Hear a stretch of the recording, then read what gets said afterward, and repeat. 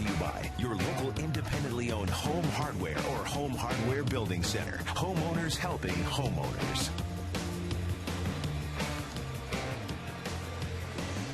The roof is open here at the Rogers Center as the Blue Jays get set first of 3 with the Boston Red Sox. And a big series for the Blue Jays. Terry Francona, the skipper, longtime skipper of these Red Sox, has seen his team win 6 straight, just sweeping the New York Yankees after sweeping Oakland. Here's the lineup for the Red Sox tonight. Jacoby Ellsbury, the speedster in center field. Dustin Pedroia with a sore knee, still playing. Adrian Gonzalez tearing it up in the 3 spot. Kevin Youkilis. David Ortiz has been a house of fire of late. Jed Lowry's at shortstop. Carl Crawford in left field. He continues to get better and better. Mike Cameron in right against the lefty, and Jared Saltalamacchia, switch hitting catcher. #1 hitting team in the American League, the Boston Red Sox. So Jojo Reyes has his work cut out for him tonight. He opens the homestand for the Blue Jays in search of his 3rd straight win. Jojo threw a complete game versus Cleveland 2 starts ago for his first win of the season. Followed that start with a nice win at Baltimore on Sunday, pitching into the 7th inning, giving up just 3 earned runs. Reyes has never won 3 games in a row, so he's got a big test here this evening. Yes, he does. With these Red Sox, they have been scoring scads of runs, 6+ runs in each of their 6 straight wins now as a ball club. Jacoby Ellsbury in the leadoff spot, hitting .310, has some pop with 7 dingers. He's also driving in runs, 32 on the year, while stealing a load of bases. He takes a strike. And be careful of Jacoby Ellsbury in the 1st inning, hitting .370. His first time up in the 1st inning this season. 21 multiple hit games. He's really come into his own this year. Just outside from JoJo. Here's what Greg Zahn was talking about. Quality pitches needed from Reyes to defeat a team like these Red Sox. They are veterans. They know how to hit. They will sit on pitches, like he was saying. And they've got balance up and down that lineup. They will try to run counts deep, try to get starting pitchers out of the game early. For the Blue Jays, their bullpen throughout the season has been a strength. Struggling here a bit of late. 2-1 hit on the ground to short. Tough play. McCoy to his left, spins and gets the speedy Ellsbury going down the line. Nice play by Mike McCoy, making a 3rd start on the year at shortstop. Time to put a little star next to that one, because that was a heck of a play. Here's the defense. Patterson, Davis, and Bautista in the outfield. You mentioned Mike McCoy. You know, Escobar was a late scratch in this game. He was in the original lineup, but McCoy will make his 3rd start of the season at shortstop. The battery, Jojo Reyes and JP Arancibia. What a play. Gets a good jump on the ball, takes his time, and makes a good throw to get the speedy Ellsbury at first. Dustin Pedroia, first pitch swinging. That's rare. He hits it to McCoy. And 2 down quickly for Jojo Reyes. You want to get that ball, that first ball of the game, to get your feet wet. And McCoy makes the first one look pretty, and that one was a little bit easier. And now Adrian Gonzalez, and this is exactly the way you'd like to face this hitter with the bases empty. Especially the way that he has been hitting the ball. Now you can see the numbers. .336, 12 dingers, tied for the major league lead in RBIs. So he's been all that he was advertised, as he takes just inside. Look at those numbers over his last 19 games. The production in the middle of that lineup. 3 home runs, 18 RBIs over his last 19. JoJo finds the inside corner. Yeah, when you go across the offensive leaderboard for these Red Sox, it's filled up with Adrian Gonzalez and David Ortiz. Ortiz leads in home runs, but other than that, Adrian Gonzalez swinging a great stick, pops one into shallow left, and it's Mike McCoy accounting for all 3 of the outs in the top of the 1st inning. So Mike McCoy getting it done again, just his 3rd start, and Jose Bautista will bat here in the bottom of the 1st inning.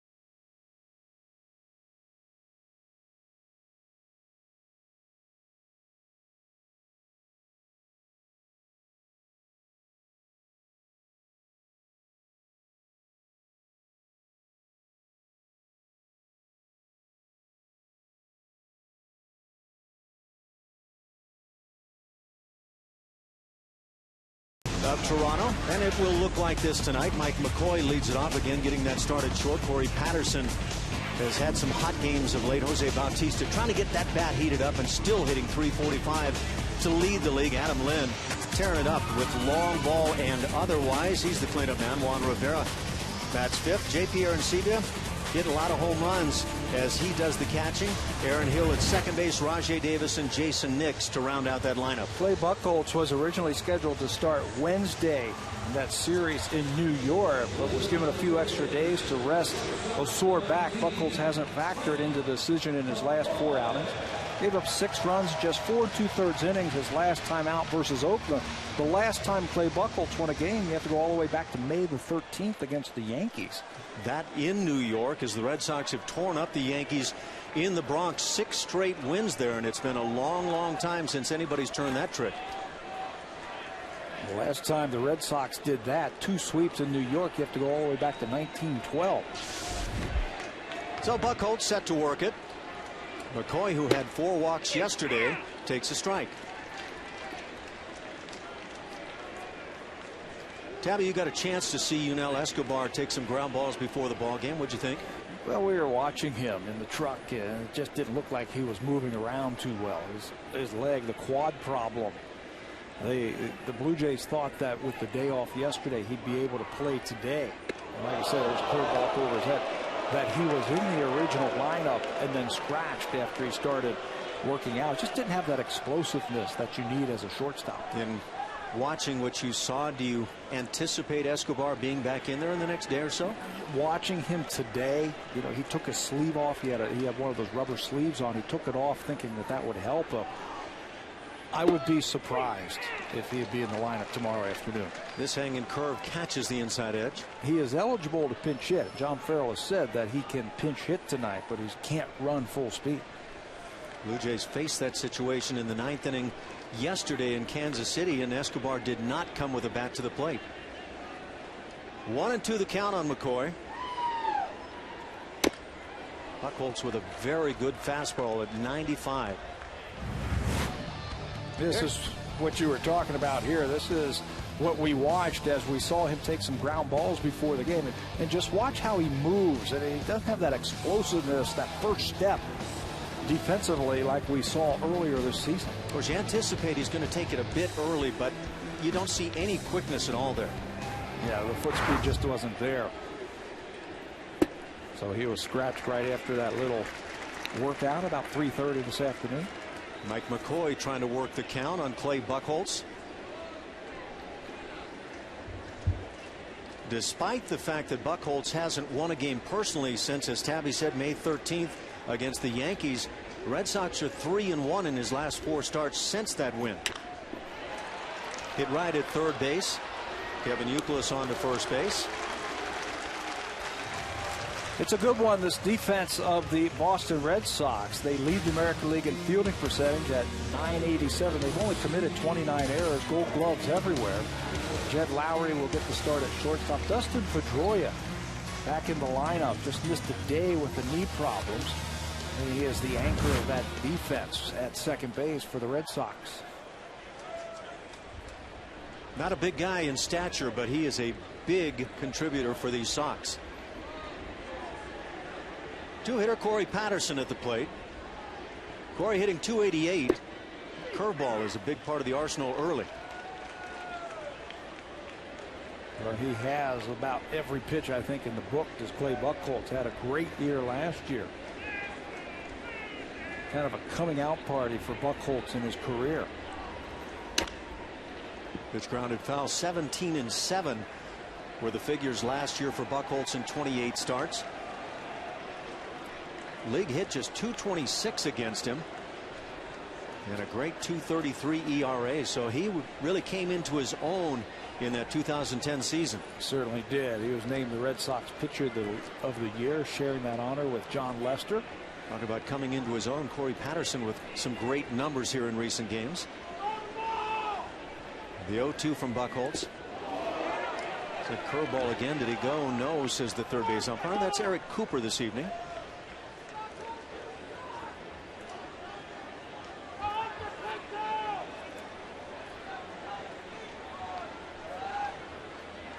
A couple of days ago, Corey Patterson had 4 hits in a ball game, that coming in Kansas City.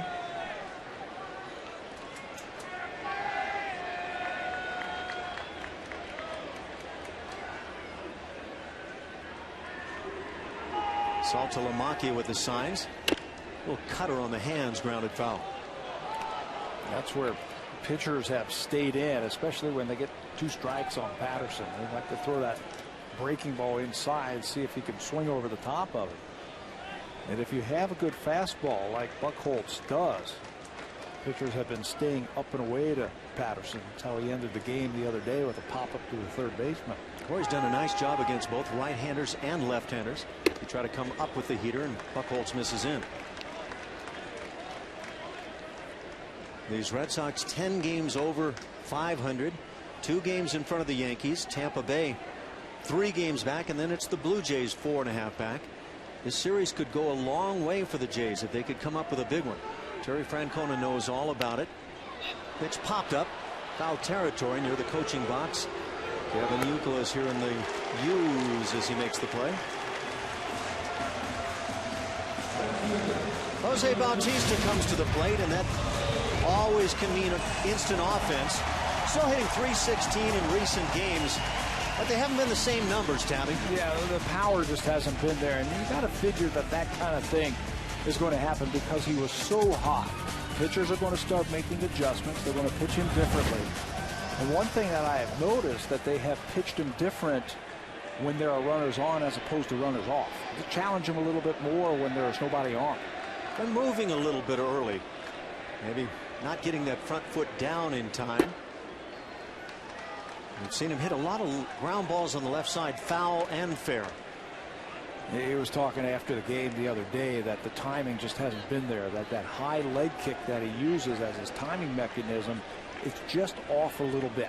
11 straight games without a home run, and that is news when it comes to Jose Bautista. Still leads the major leagues with 20. Second pitch below the knees. You can see Buchholz throwing hard at 95 here in the first inning. That's funny. 11 games, he hasn't homered, and everybody's saying what's wrong with Bautista, but you look at his numbers, he's still hitting .345. Last year, as he hit 54 bombs, he had a stretch in June of 13 games without a home run. Big swing as he hits a towering pop-up into shallow center field. Easy for Ellsbury. He'll make the catch, and with it, the Blue Jays are done in a 1-2-3 first inning. So Buchholz breezes through the top 3 in the Jays order. As we go to the second inning, Kevin Youkilis will lead it off for the Sox.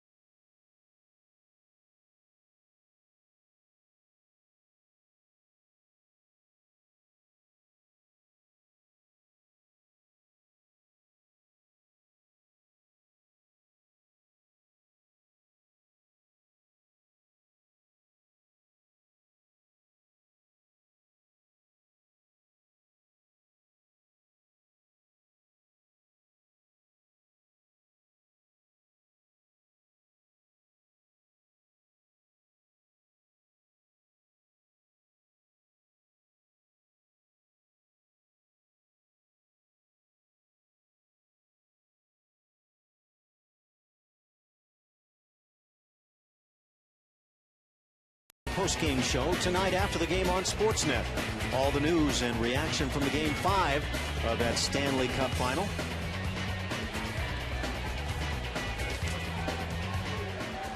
Set to go in the second inning. JoJo Reyes misses down and in. Kevin Youkilis. Numbers are a bit different this year for the Red Sox. hitting .255, 8 home runs, driving in runs, still gets on base at a great rate. Has just a great eye at the plate.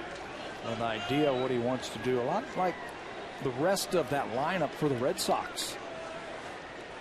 He hasn't been swinging it like the Ortizes and the Crawfords had, but a very dangerous hitter.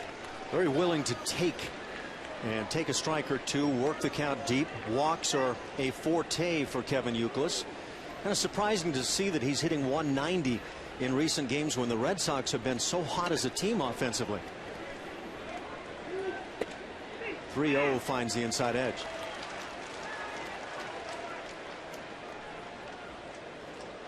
Youkilis once a great first baseman, now called upon to do it on the other side. Well, Reyes walks that first man here in the second inning. Never a good sign. Let's take a look at the scouting report for JoJo Reyes, brought to you by Home Hardware. Homeowners helping homeowners pound down. That's what he's going to have to do with that fastball. Stay on top of it and get it down in the zone. His cutter has been improving, a pitch that he has learned this year. And I think he needs to throw those secondary pitches for strikes. Use that cutter, use that changeup, keep it down. Don't fall into any kind of patterns. If he does that, he's going to be fine. David Big Papi Ortiz at the plate, and a little bit of a story here as he's been much better against left-hand pitching this year. Reyes tries to work it in, check swing, grounded foul. Well, that's dangerous if that little check swing stays fair. But Tabby, I know you were chatting with some of the Red Sox folks about what Ortiz has been doing differently against the lefties. Well, he is trying to hit the ball the other way. He knows he's a pull hitter, and that's why you see 3 defenders on the right side of the infield for the Blue Jays. But against the lefties, he's made a conscious effort of staying on the ball just a little bit longer, using the left center field gap, letting the ball travel just a little bit more. And the numbers certainly bear it out against the lefties this year. He is hitting .354 versus left-handers, 3 homers and 10 RBIs. Hit 2 home runs all last year versus lefties. So a big turnaround for Ortiz, and yet the Blue Jays continue with the shift in the infield. 3 infielders on that side. Ortiz checks his swing, but it's a strike on the outside edge, and Big Papi doesn't like it.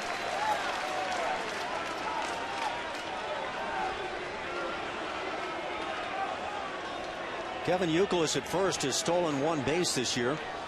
David Ortiz takes his time, and part of that ritual as he steps out of the box with just about every pitch.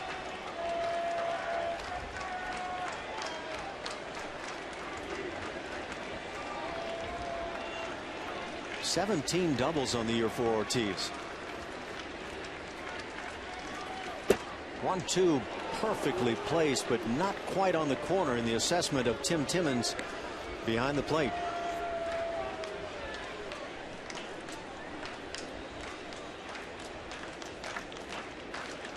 Don't believe that's Tim Timmons back there this evening, and yet that's what we have listed. Pitches line and a great grab at short. Mike McCoy has made his presence felt here early. Every time the Boston Red Sox have hit the ball, it's been Mike McCoy who's recorded the out for the Blue Jays. This is why Ortiz is hitting over .350 versus left-handers, trying to go the opposite way. But Mike McCoy positioned perfectly, gets a good jump on the ball and snags it out of the air for the first out. Mike ought to feel rather comfy at shortstop right about now. With 1 out, it brings up Jed Lowry, a guy who has enjoyed facing the Jays this year, hitting .291 overall. He has absolutely worn out the Blue Jays so far this year in the games that they have faced him. He has also worn out left-handed pitching this year. He's a switch hitter, but against the lefties, he's hitting over .420.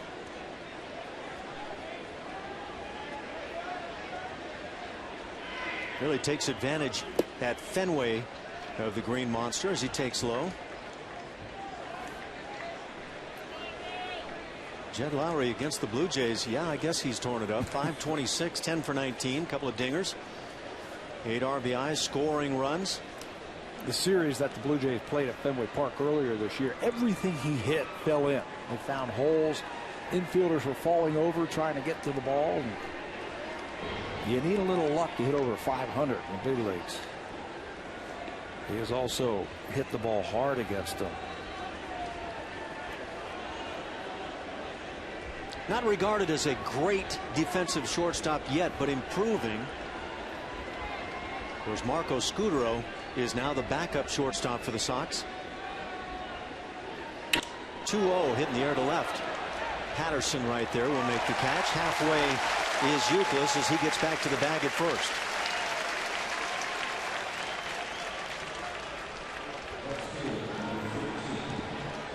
Well, maybe a little changing of speeds there. Leaves Lowry out in front off the end of the bat. There's that secondary for strikes, that third point we talked about in the scouting report, that he's got to be able to throw those for strikes. If you can't throw them in the strike zone, then those hitters are going to sit on your fastball. Good strike at the knees as Carl Crawford stands in. Yeah, I think that's one of the big keys for JoJo now in turning things around. 2 straight wins and pitching well. Throw more quality pitches, quality strikes, stay him down. The last time he faced the Red Sox, it was the problems of trying to throw the ball in the strike zone consistently. Just 3 innings back at Fenway Park on April the 16th. But it took him over 90 pitches to get through 3 innings. His last few starts, he has been economical when it comes to throwing strikes. Crawford pops one down the left side. Foul territory. Long run. It's now Corey Patterson, and he doesn't quite get to it. It appeared that Patterson may have called off Jason Nix. And if you call that infielder off, you better be certain you've got it. I think he called off both Nix and McCoy, the shortstop. He has the priority on the fly balls. He is coming in. He's got a better view of it as you see Nix and McCoy give up. But the ball drifts him away from Patterson. He says, hey, that's my bad. I should have had it. Well, he's right about that. And you've got to be going all the way and leave the drifting to the point where you know you've got it. So 1-2 on Crawford. Off speed in the dirt. Well, what you don't want to do now is make it hurt.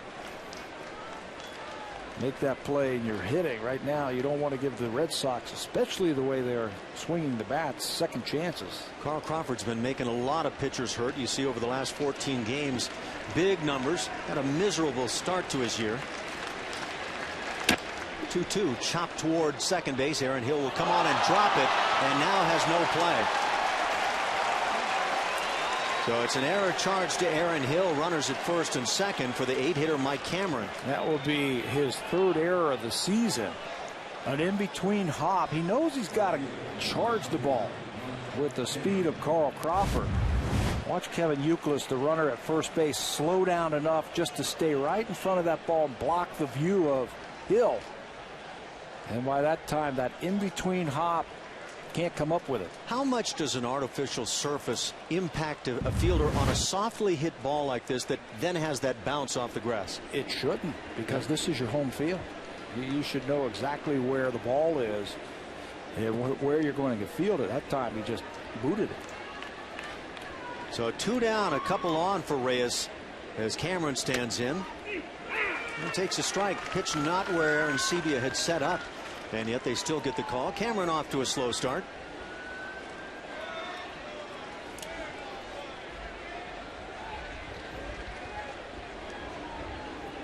It's a guy that's been no stranger to the long ball through his career. Gifted outfielder, playing in right field now. Just inside is JoJo Reyes.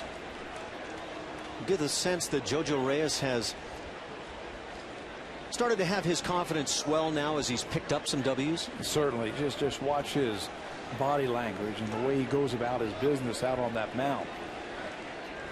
You don't see the indecisive thoughts and worrying in between pitches. He gets it, he goes, he knows what he wants to do, and he's worked very well with J.P. Aroncevi his last few starts. I think the pitching staff in general has worked well with J.P.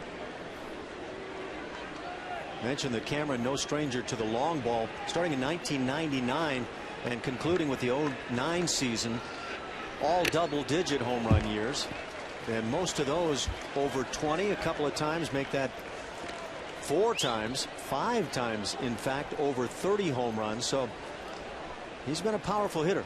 How about an author of a 4 home run game when he was with the Seattle Mariners against the White Sox? One of the few who can make that claim.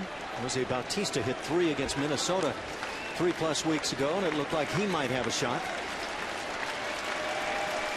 1-2. JoJo comes with that curveball.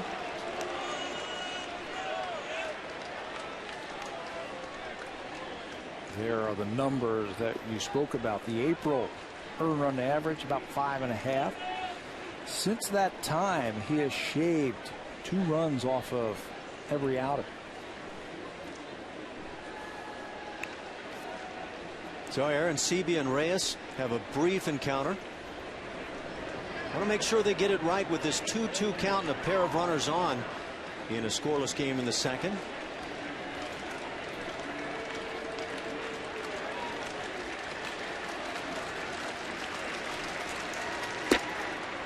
That slider in the dirt.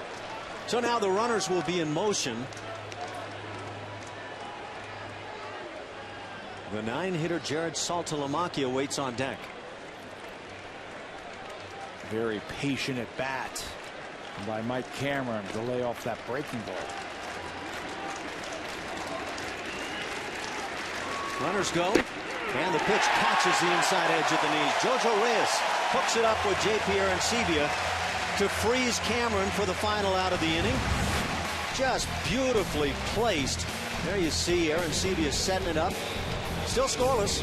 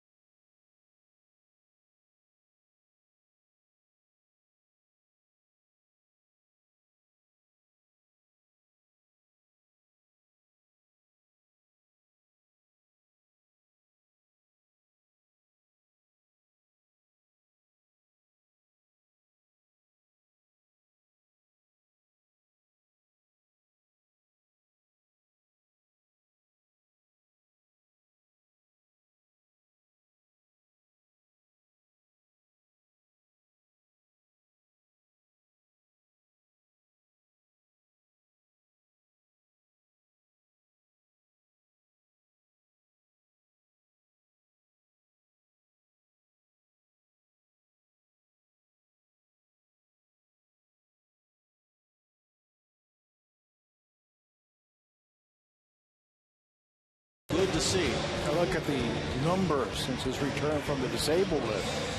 Pounding the ball out of the ballpark. And hitters, home run hitters, go through those streaks where the home runs come in bunches.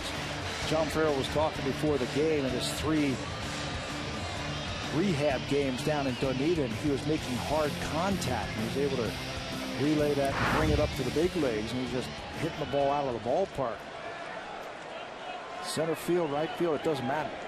Playing now in his 7th game since his return to the club. And what a difference he's made in the heart of this order. As he's been doing, he has that tendency of taking the first pitch. One thing it seems to me, Pat, is that he stays very quiet in doing so and then kind of carries that forward as he sees the remainder of pitches. Well, the one thing that he has, and I think all good hitters have to have this at the big league level. He's got good hands. They're quick. And he trusts them. He can wait as long as possible, and then his bat is so quick that he can get it through the strike zone. It's a big, strong man to go with it. And most hitters are born with that ability. He seems to come with it. Born with it, and then you have to refine it. When he first came up to the big leagues, he had his troubles in learning how to hit, and once he got the confidence and once he started learning the league and learning himself, he started powering balls all out of the ballpark in all fields. Left field, center field, right field, it doesn't matter. But the thing that stands out for me with Lynn is he's got good hands. Now that good curveball will take care of good hands at times. Sometimes you simply tip your cap to the pitcher. You know, there's nothing you can do when a guy can drop a curveball. Watch the depth of this pitch. It looks like it's up and away, and then it whoop right on the outside corner. Good over-the-top hammer by Clay Buchholz. His first strikeout on the night brings up Juan Rivera. Adam Lynn, there's that look back out on the field, and we kind of heard a little bit about that. In Kansas City, he was left to go hit with the bases loaded after Jose Bautista had been walked, and some questions out there as to whether Lynn was staring at Ned Yost, the skipper of Kansas City. He says no, he wasn't. Wouldn't worry about that, right? There's a big game going on. Don't worry about what a guy does. All I know is he can hit.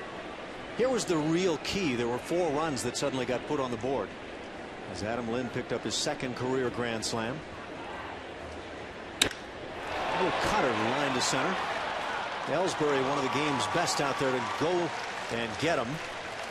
Lots of speed in center field. Let's take a look at the scouting report while we have a chance here in the second inning of young Clay Buchholz.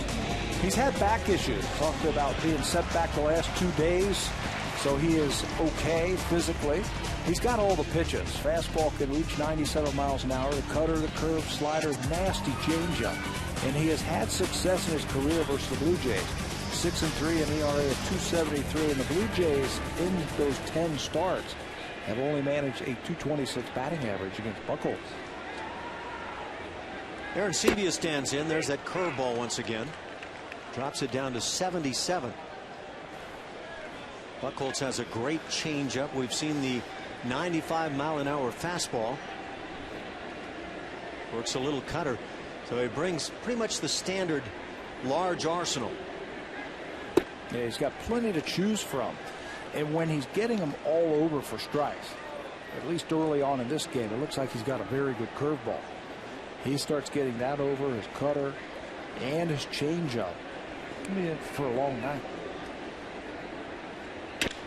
Curveball drilled on a hop to short, but making the play is Jed Lowry as he gets J.P. Arencibia. Another 1-2-3 inning turned in. Jed Lowry making some nice plays at shortstop.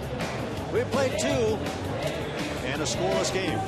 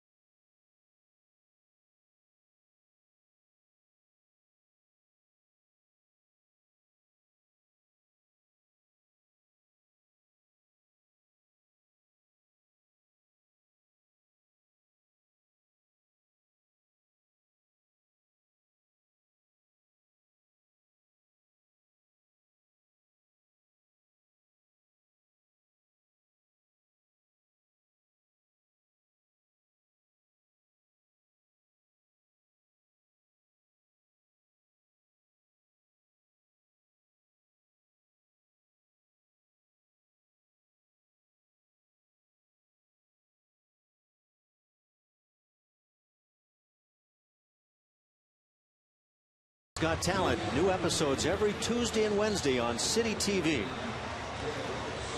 And of course, Howie Mandel hosts the show.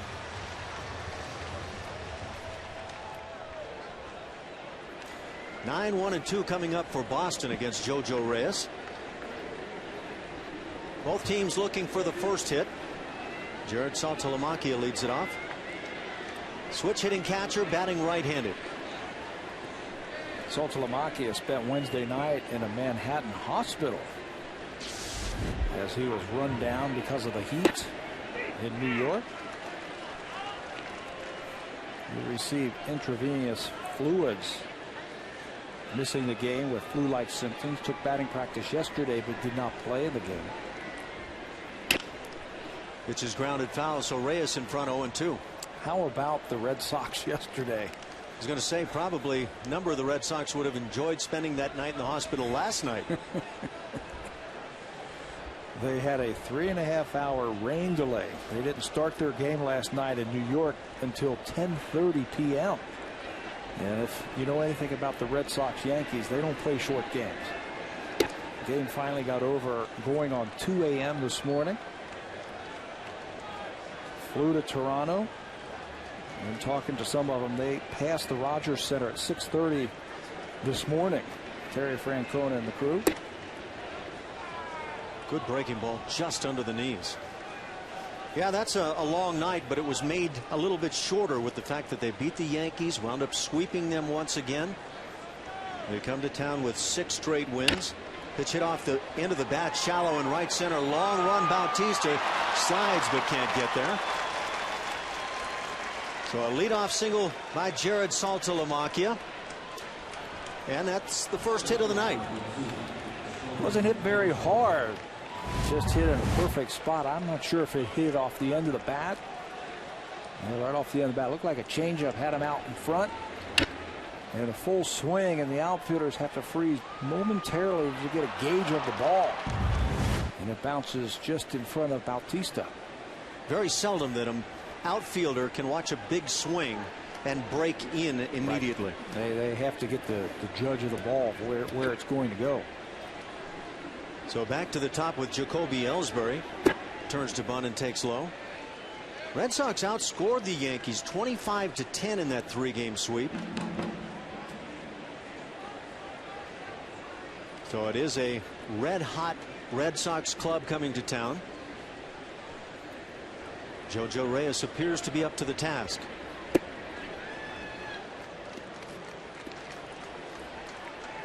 Red Sox got off to a miserable start on the season, but obviously have turned it around. 2-10. That's tough to take that kind of a start and turn it around.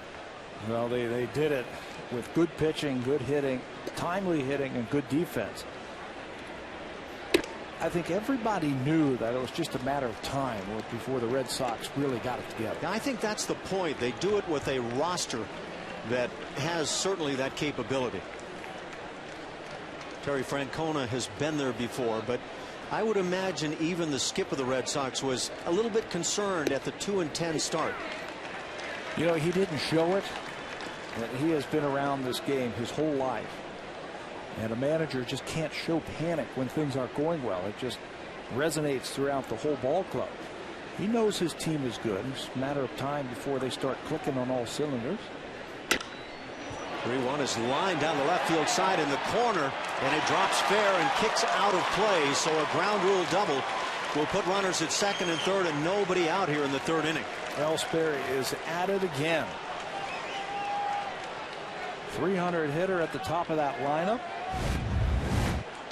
This is 21st double on the year, and you can see one of the reasons why, hitting a tough pitch down and away. With power and with authority the other way, slicing it down the left field line.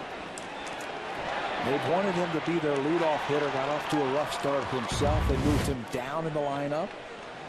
They're now starting to swing a hot bat. What a threat at the top of your lineup.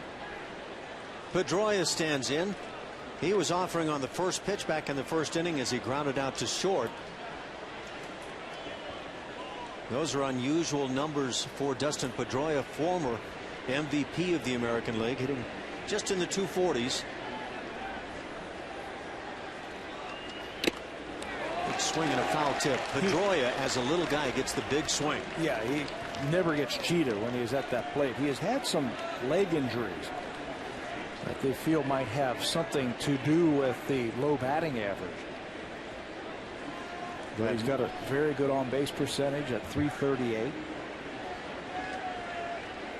currently the knee, the big issue for Pedroia. Tough player. Pitch is fouled first base side. A ball and 2 strikes. How about Jacoby Ellsbury with again the 21st double on his season? With all that speed and the way he slashes the ball around the ballpark, not a single 3-bagger. That's hard to believe. It is. With the type of speed and the type of pop he has. Now the ballpark at Fenway can giveth and taketh. Yes, it can. That's not a real big triples ballpark unless you hit it absolutely perfectly into that Bermuda Triangle in right center field. That's the area where you can pick up the 3-baggers, maybe even the inside the Parker. Ground ball left side, a run will score. McCoy with no play, so a 3rd straight hit in the inning gives the Red Sox the early 1-0 lead, and now runners at first and third. You know, the only place that Mike McCoy might have had a play is at third base.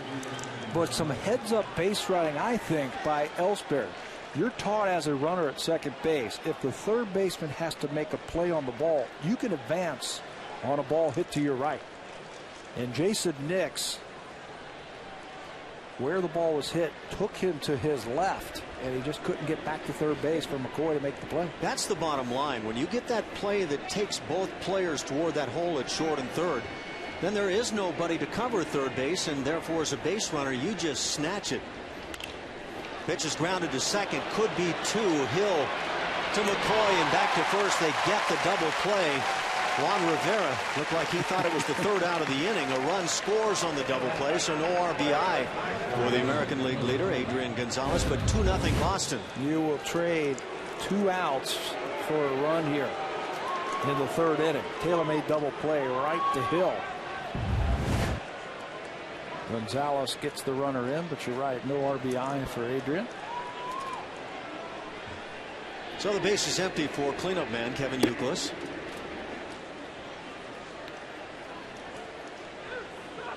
A changeup, one of those pitches, Tabby, that you were talking about with Reyes needing to make sure he's always on top.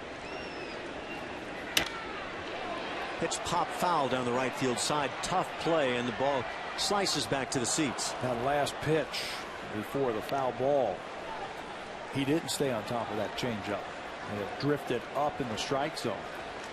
Had a good one against Houston back on May the 20th. Even pitchers that throw out 3/4 need to make sure their hand tries as best it can to get centered up behind the baseball. Broken bat looper at third base, and Nix is right there to make the play. The Red Sox in the 3rd inning pick up a pair of runs on 3 hits. Jojo Reyes does the best he can to minimize the damage.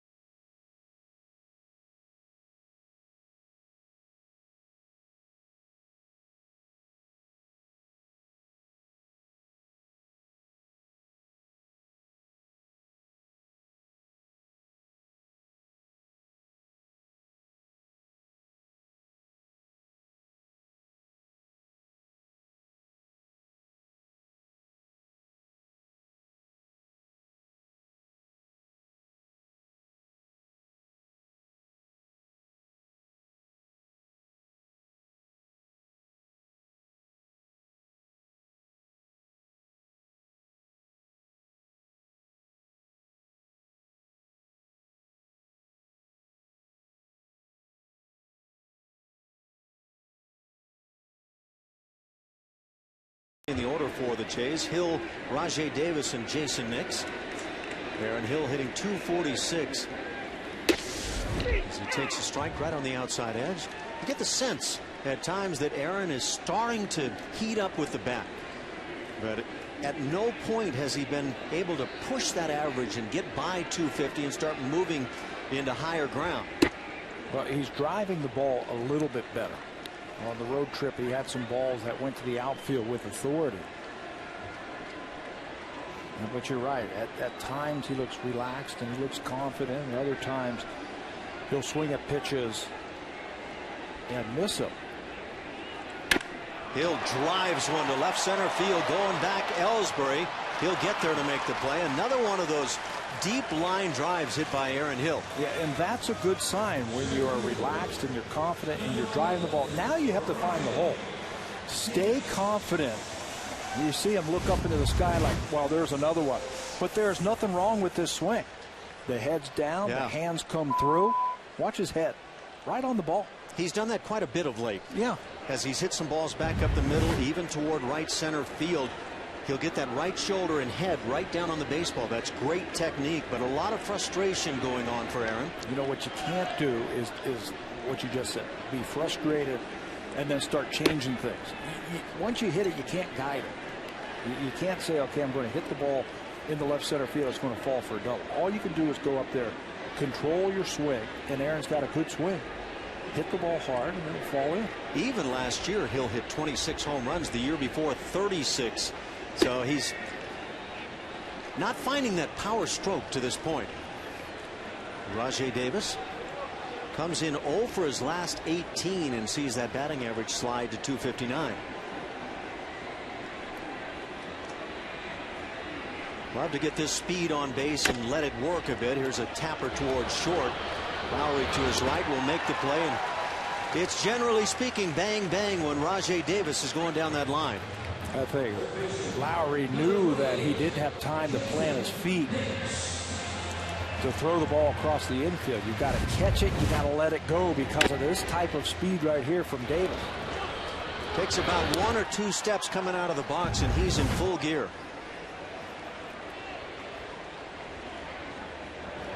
So Rajai Davis grounds out to shortstop. Jason Nix will stand in. He's the 9 hitter. Nix has hit in 4 straight.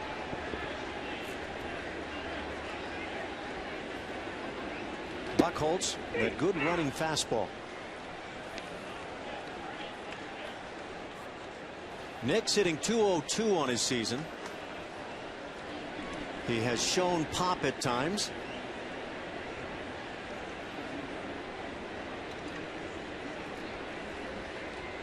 Not a big guy, but powerfully built. He's got the short swing. He does.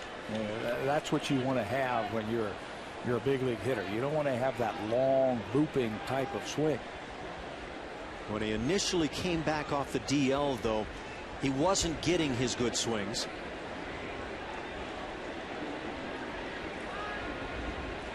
Clay Buchholz has retired the first 8 hitters he's faced. Well, that's a good curveball just off the edge. And when you have a 2-strike count, sometimes even 1-2, you're not trying to throw a strike. You're trying to be just as close as you can out of the strike zone. Expand the strike zone. Make that hitter chase. Takes a good disciplined hitter to lay off of those tough pitches. Curveball hit on a hop, and that's off the glove of Lowry at shortstop. No time to throw out Jason Nix, who runs pretty well. So it's an E6, second error committed on the afternoon, or make that the evening, 1 for each ball club. In the 9th of the season for Lowry. That did not stay down on that ball. And when Lowry was hitting, we were talking about the fact that he is not a great defensive shortstop to this point.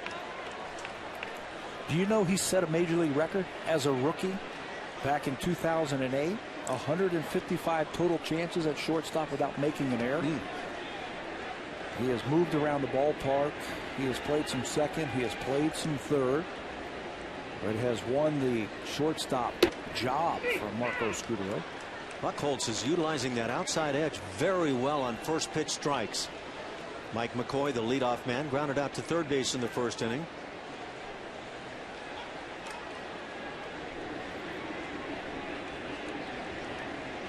Red Sox picked up a pair in the top of this third inning.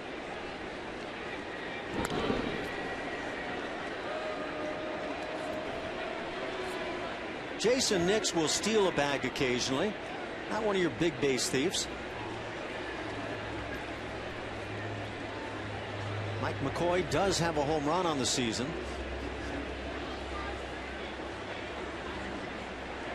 Pretty good lead by Nix.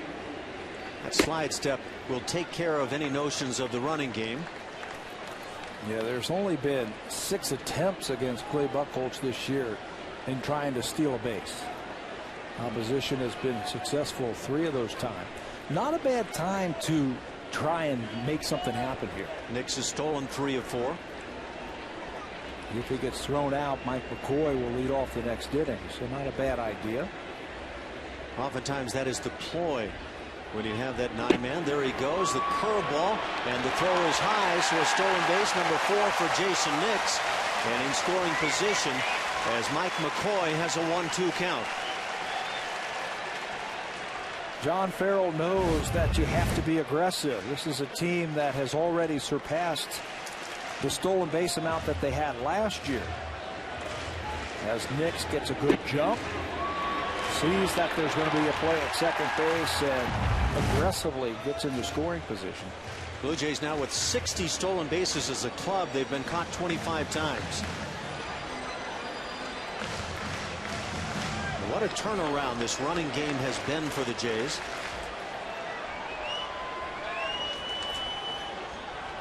They are still one of the better power hitting teams in the American League, but not at the top as they were last year, running away in home runs and slugging percentage. Swinging on that tough slider down and away is Mike McCoy. Second strikeout on the night for Clay Buchholz as he shuts down the Blue Jays once again. Still hasn't yielded a hit. To the 4th we go.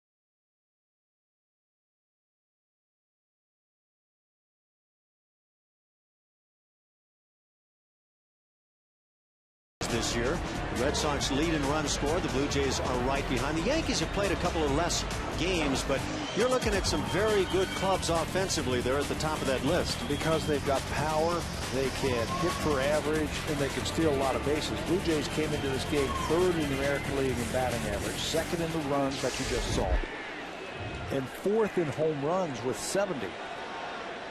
It's a little bit better balance, I think, this year for the Blue Jays offensively.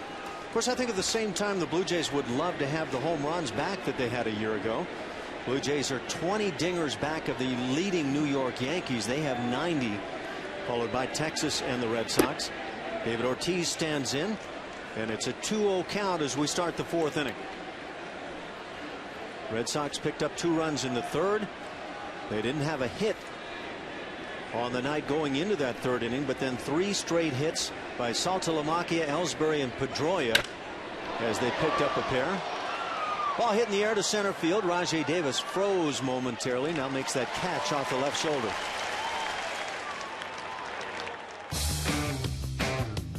Save during the Beauty Tone paint sale only at Home Hardware and Building Center locations. Homeowners helping homeowners.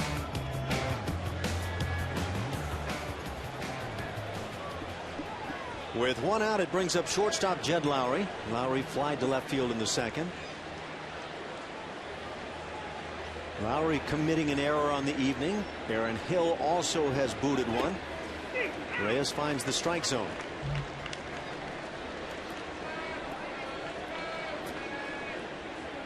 You know all about the 20 straight, make that 28 straight starts for Reyes without a win. And now picking up 2 straight wins. Fastball runs outside. The intriguing note that I would say in the 2 wins for Jojo Reyes, he's walked more hitters in those games than he had in the previous 8.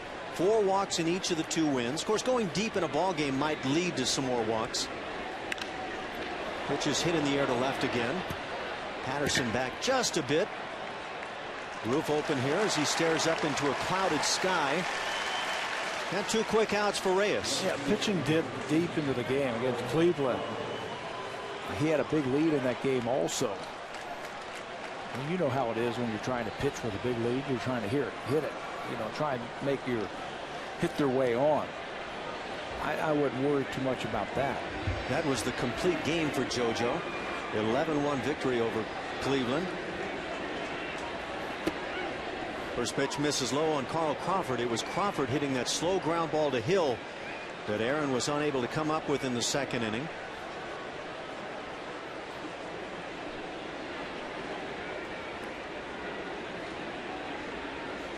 Fastball drilled into right center field. That's a solid base hit. And scoots on by. That goes all the way to the wall. And for Carl Crawford, that can mean only one thing: a stand-up triple. His 4th triple of the season. He has led the American League in triples 4 times in his career. He did it with Tampa Bay in 04, 5, 6, and last season. This one is ripped by Hill, and once it got by Bautista, who did everything he could to try and cut that ball off. That's an easy 3. Fastball was left up right in the hitting zone for Crawford, and he's not a guy that uppercuts. He just slashes through it. 109 career triples now. So the first pitch to Cameron hit on the ground to shortstop. Mike McCoy takes care of it, and that takes care of the Red Sox in the top of the 4th inning. Crawford stranded at third base after that 4th triple on the year. It's 2-0 Boston.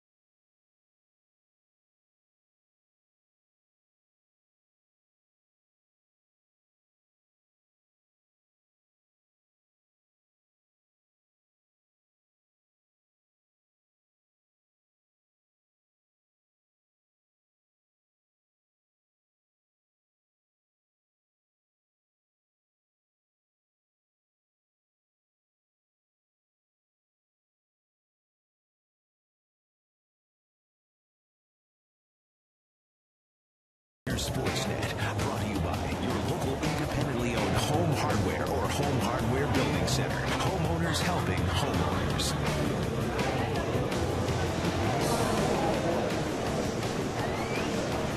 It's 2-0 Boston. We go to the bottom of the fourth inning. Corey Patterson, Jose Bautista, and Adam Lind coming up for the Blue Jays.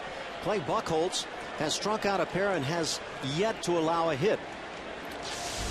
Not a bad time to try and get something started by laying one down. Patterson just 1 for 11 in his career versus Buchholz. It would appear that you're in communication with Corey Patterson. I told him second time up tonight. Drop one down. Corey Patterson is a good listener. He's been doing that a lot more. Drag bunting for hits. Done a nice job bunting on both sides of the diamond.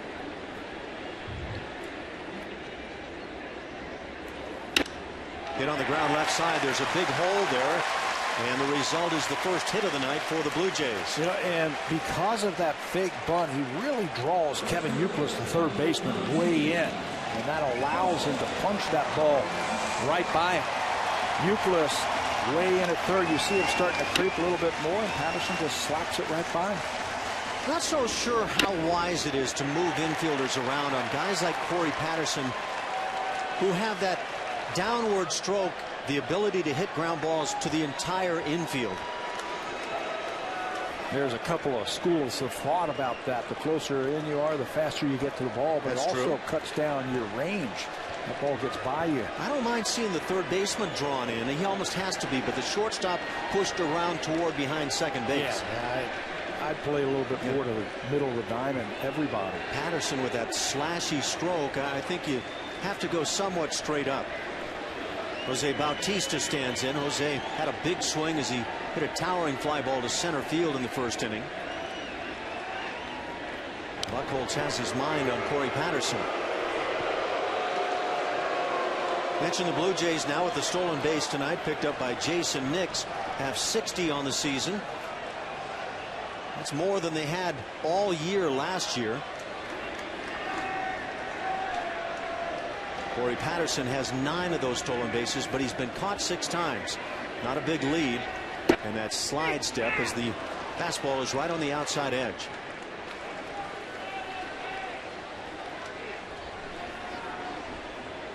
John Farrell sends the signs out to Brian Butterfield, and third base coach, one of the game's outstanding coaches, with the signs to both Patterson and Bautista.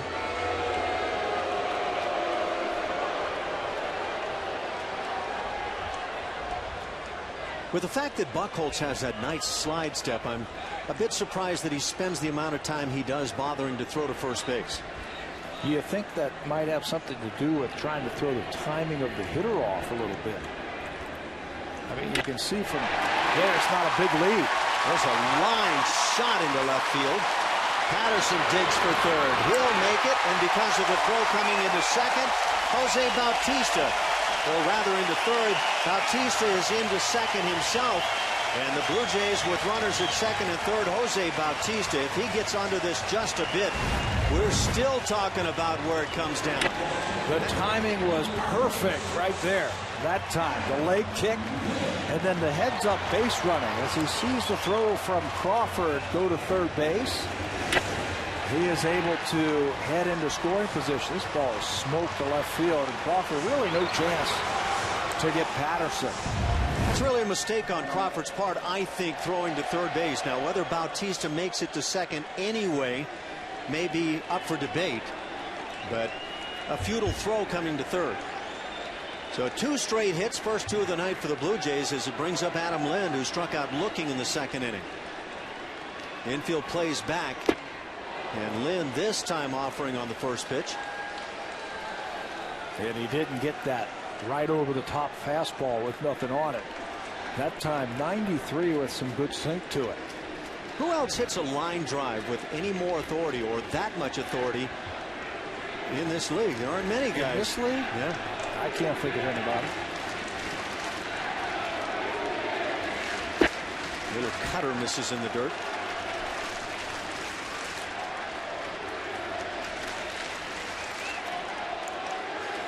Good numbers for Lind with runners in scoring position. You got to figure he's going to have lots of chances. Well, you play out 162 games, and of course Adam has missed the good part of a month, but the chances are there to drive in runs, and he's been doing that since coming back, picking up 10 RBIs in that span. Again, the cutter, this time in.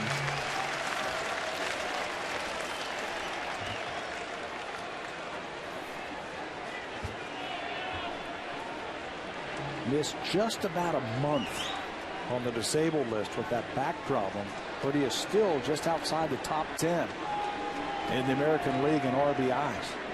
When he left, he was in the #1 spot. He grounds one foul first base side. Since Adam Lind has come back, he's been coming up with every variety of hits, but including the long ball. Yeah, the breaking ball away, he pulls it to the deep part of the field. How about that one? Down and away, and he's able to hit it to dead center. That's the grand slam, a bit off the end of the bat, but he's so strong. 4 home runs since his return, and the interesting thing is he's hit all of those as a first baseman. He's played 3 games at first defensively and hit the 4 home runs in those games. He is the DH this evening.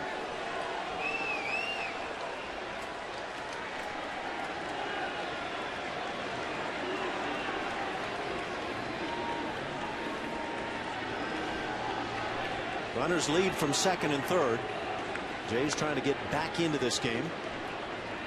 Got him swinging again. Little cutter backdoor style and under the knees. A different pitch than the first time he struck out. That was that big curveball. This one a little bit tighter, a little bit shorter break. You can see, you were saying it earlier this game, Ash, that 2 strikes, you want to expand that strike zone, and that's exactly what Buchholz does to get Adam Lind. At the same time, the hitter has to expand, realizing you can get rung up on pitches that may be out of the strike zone. So a key first out with runners now still at second and third. Juan Rivera stands in. Rivera flied to center in the second inning. This is a key spot in the order for the Blue Jays. Somebody to back up Adam Lind. Pitch hit in the air to center. Plenty deep enough to score Patterson. The catch is made. Bautista tags. Throw comes to third. And Jose takes it into third base. But the Jays get on the board. It's now 2-1. Red Sox on top. 2 outs for J.P. Arancibia. So Juan Rivera gets the job done nicely. And will drive in his 23rd run of the season. Watch Bautista, who never takes a play off. He hustled into second base on the throw to third, and now he's going to move up 90 feet on that medium fly ball to center. An aggressive slide into third base. We were talking with Torey Lovullo, coach of the Blue Jays today, about great players in the game, and Jose Bautista comes at the top of that list as Arancibia takes a strike on the outside edge. And Torey was talking about the little things that Jose Bautista does. He does so many big things, but the little things are areas that impress everybody on the coaching staff and people, baseball people, so much about Bautista. And one of the things that he said, remember that at bat against the White Sox where Juan Rivera had a 10-pitch at bat, doubled with the bases loaded. And Bautista said to him, I'm going to score on a long single. It was 3-2, so the runners were moving. He says, you know, nobody in this ballpark knows what you're trying to do except you and me. And that's what makes him such an exciting player. He was well spotted fastball. He was thinking ahead. 3-2, 2 outs, you're running on the pitch, and he wasn't conceding second base or third. He was thinking, and he told his coach, I'm going to try and score on a long single. While a lot of players may be thinking about that most recent at bat they had, or the next one coming up. The 1-2 inside, and Arancibia had a notion of going and had to hold back. That appeal down to first base tonight. Mark Carlson down there, and he says no, he didn't go through.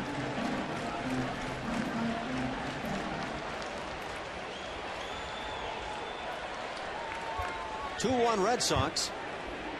The inning started with a single by Corey Patterson. Jose Bautista also singled, driving Patterson to third, and Jose Bautista alertly moving into second.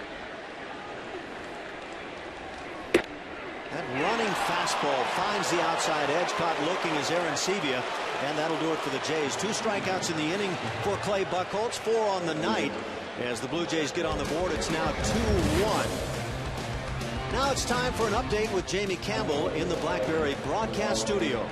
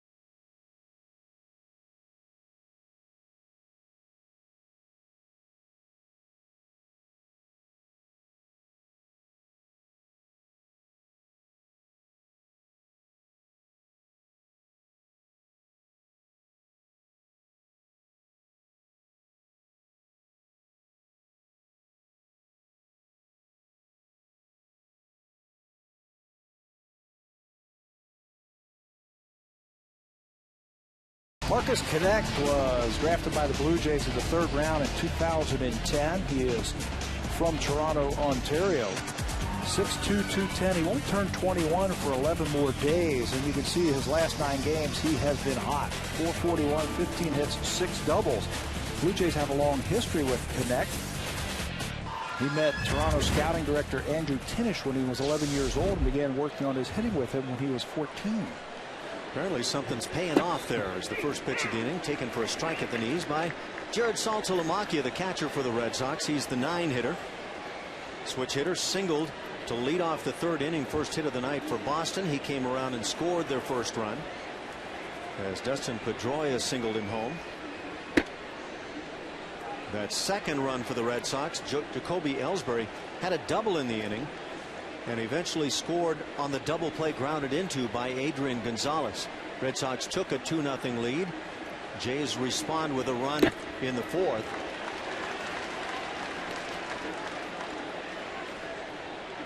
One and 2 the count. Jojo Reyes has been just fine here early.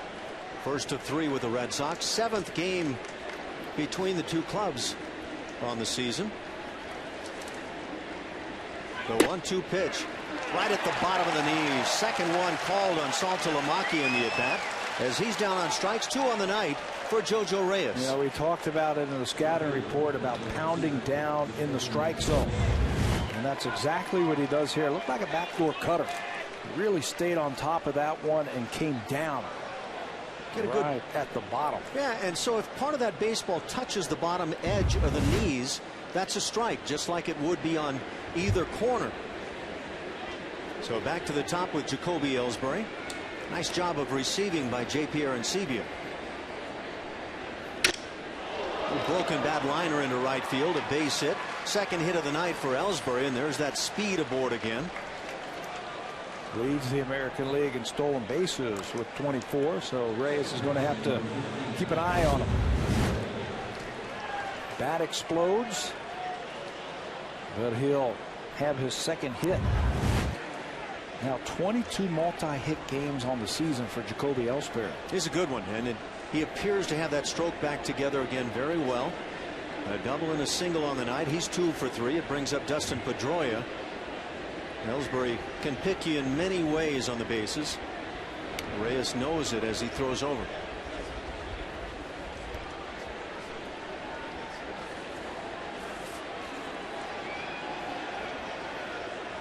Ellsbury back in 09 had 74, make that 70 stolen bases, caught just 12 times. And Reyes knows that as well. Yeah, and he's going to keep throwing over there.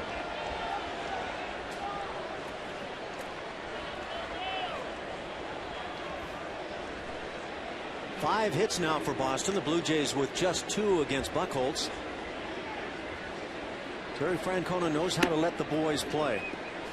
Blue Jays come with the pitch out. But when you're a little too quick on the hill with the pitch out, you can actually take that running option away from Ellsbury.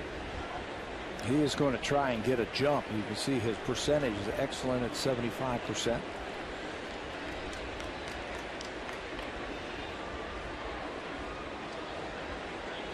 Again, the slide step, this time missing low. 2-0 the count. But you're right, as a base runner, you're trying to get some timing, and you see him then slide step or give it away the pitch out that he quick pitches him.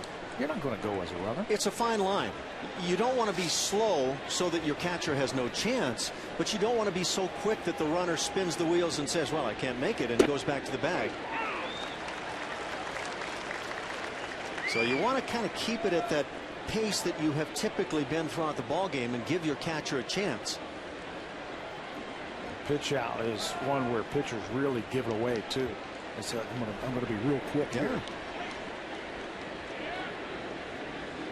Pedroia 1 for 2 on his night. He sees the count run to 3-1.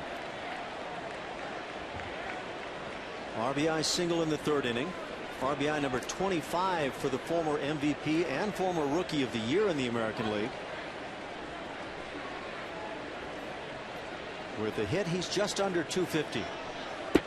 He takes low. He's very patient, willing to draw the walks. He does so with 1 out. 2 more games with these Red Sox here on the weekend, both day games, 107 tomorrow and Sunday.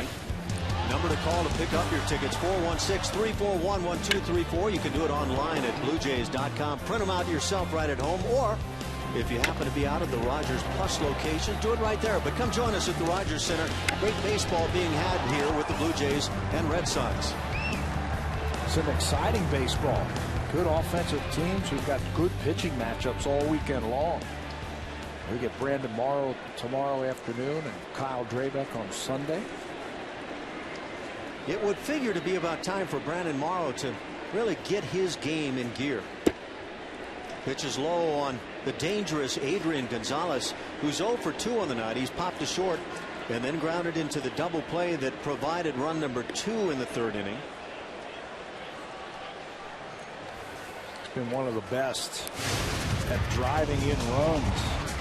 Look what he has done since April the 23rd. 46 of them to jump to the lead of the American League. How about Curtis Granderson and his power explosion this year? Paul Konerko has been a big man with the home run ball and RBIs through the years. Granderson hit number 19 tonight at Yankee Stadium. Just 1 back of Jose Bautista, who leads the big leagues. 1-0 pitch grounded foul outside of first. How do you pitch a guy like Adrian Gonzalez? I'm not sure, but earlier in the year when he got hot, and it happened against the Blue Jays, the Jays were pitching him away and he was driving balls out to left and left center. So to me, the typical answer is stay away from up out over the plate. You have to go back and forth against the good hitters. He hits one sharply up the middle for a base hit. This will score a run. Digging for 3rd is Ellsbury, and it's now a 3-1 Red Sox lead and runners at the corners. Yeah, he's got such a sweet swing. And does Adrian Gonzalez. He can hit the ball out at left. He can pull the ball down the line. He stays right in on this one and hits it right back where it came from. Right back through the box. RBI number 56 as Ellsbury scores from 2nd. And that leads the major leagues. So it's a tough lineup these Red Sox bring. And again, in their 6 straight wins coming into play tonight, they had scored 6+ runs in all of those games. Now Kevin Youkilis at the plate. Double play in order for the Blue Jays, as Reyes finds the inside edge. How about in the game yesterday, last night in New York? 6 different players had an RBI in that series finale. You know, it's not just 1 or 2 guys. It's up and down the lineup. They're very potent. Another strike taken by Youkilis. That's the way you come closest to assuring success offensively is when you've got more than 1, 2, 3 guys producing, but the whole lineup is apt to bring it on any given night. Pitch grounded left side, that finds the hole, produces another run. It's 4-1 Boston. Stopping at second now is Adrian Gonzalez, as Ellsbury and Pedroia have scored runs. You know, you've sat in on those meetings where the coaches will say, okay, we can't let this guy beat us, or we can't let that guy beat him, and you can pitch around him. Awfully tough to do when you pitch around one guy.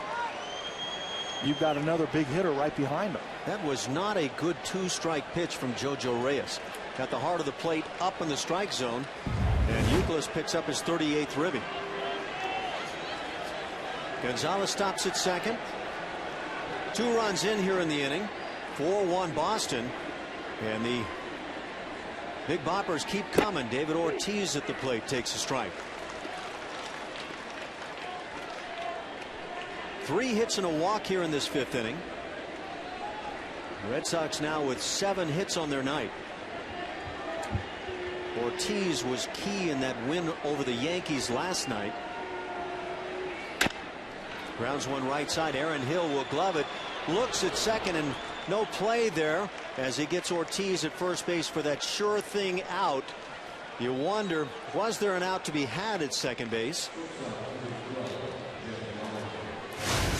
It'll keep the inning going, but this is what Jed Lowry has done. This was April the 16th against Jojo Reyes back at Fenway Park, a home run.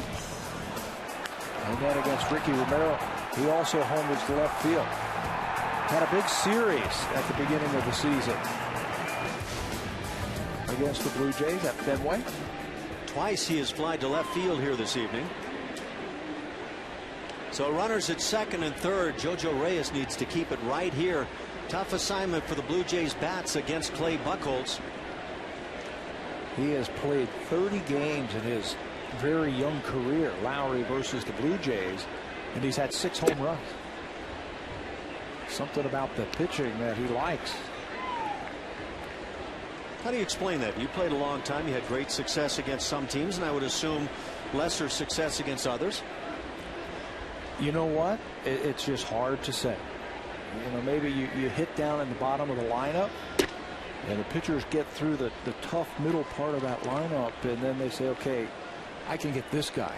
And they throw you a fastball right there. And Lowry's a good player. Yeah, I think you can have a great year, for example, against one club one year, and the next year it doesn't necessarily fall in that same order. Inside corner, it's 2-1. I think some years you see hitters that do very well with runners in scoring position, and they'll talk about, well, I'm comfortable, I love hitting in that situation, and then look at the next couple of years and you'll probably see one of those years where they don't do so well in that situation. Pitchers start pitching you differently. You know, they're not going to stand out there and keep doing the same thing. If you keep getting hits off of them, they're going to change up on you. Boy, that's well spotted, but no call had. Jojo Reyes makes what for a pitcher is pretty much your perfect pitch. A good cutter down and in, and just doesn't get the call. Still quiet in the Blue Jays pen. It's 4-1 Boston here in the 5th inning. Ricky Romero left the bullpen out of action yesterday. Pitch is lifted in the air back of second base. Calling is Mike McCoy. And that'll do it for the Red Sox as the catch is made. For Boston, 2 runs in the inning on 3 hits and a walk. As they leave a pair, the usual culprits right at the center of things.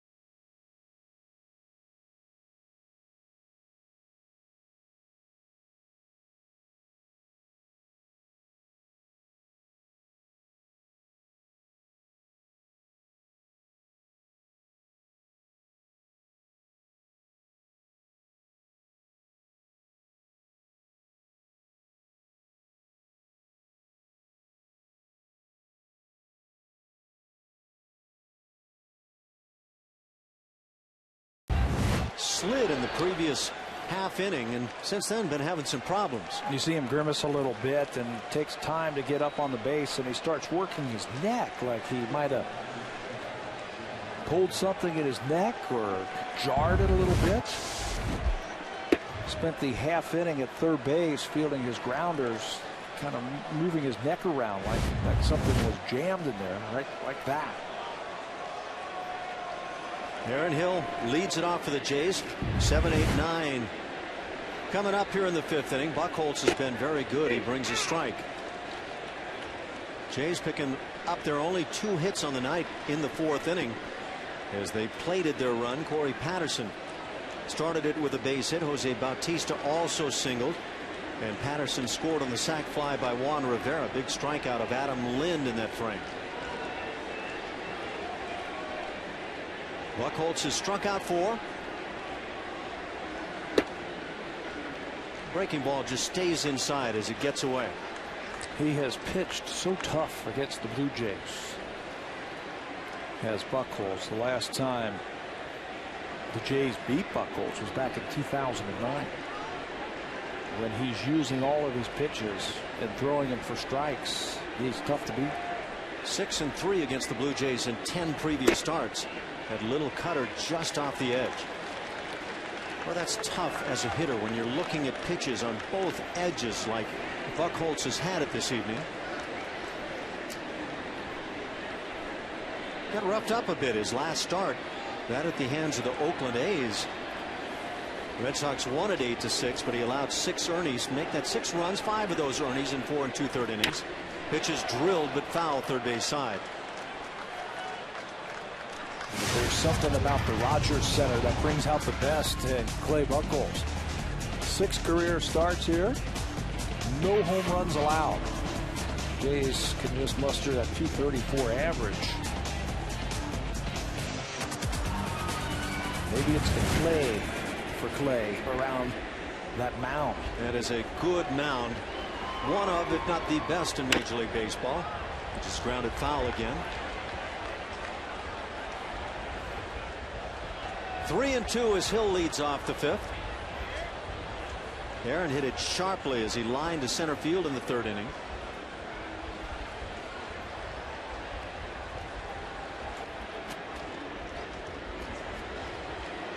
Buchholz just a youngster, but he has grown up quickly in the big leagues. That fastball runs right in on the hands of Hill. Got to be quick to handle this pitch. He's one of the best in the American League since the beginning of last season. Cy Young Award winner Felix Hernandez and Dan Herron, the only pitchers with a better earned run average than Buchholz. He might not get all the claim to fame of the Josh Beckett's and the John Lester, but in my mind, he's as good as them. Hill again drives it to center field. Ellsbury with plenty of speed to get back there and make the play. First out here in the fifth inning.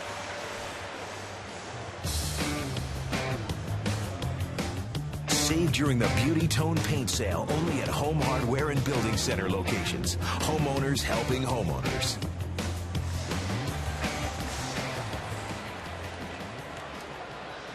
Nice crowd on hand at the Rogers Center. Taken in this first of 3 with the Red Sox. These two teams have split the previous 6 games on the year. Rajai Davis 0 for 1, grounding to shortstop in the second inning. That sinking fastball misses low.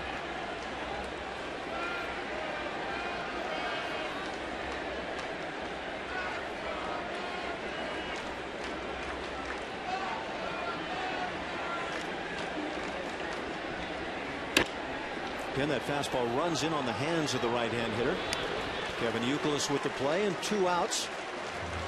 You know, that's what Jason Hicks. That's what makes it so difficult for a right-hander. You can run that ball in on your hands, or you can make it run away from you. You saw that cutter to Aaron Hill, and he was able to lay off of it. Changed things around on Adam Lind. That second strikeout, the little cutter down and away. Different than the first one he saw, that overhand curveball. You know, you're talking 4 or 5 pitches Now, you're not going to go to the mound and be able to control every one of those every time out there. If you got 2 or 3 that are working better at nights, I mean, that's why you can put up those good numbers. Jason Nix 0 for 1, reached on an error and stole a base in the 3rd inning. That is 4th bag on the season. For Nix, the batting average right now on that 200 mark.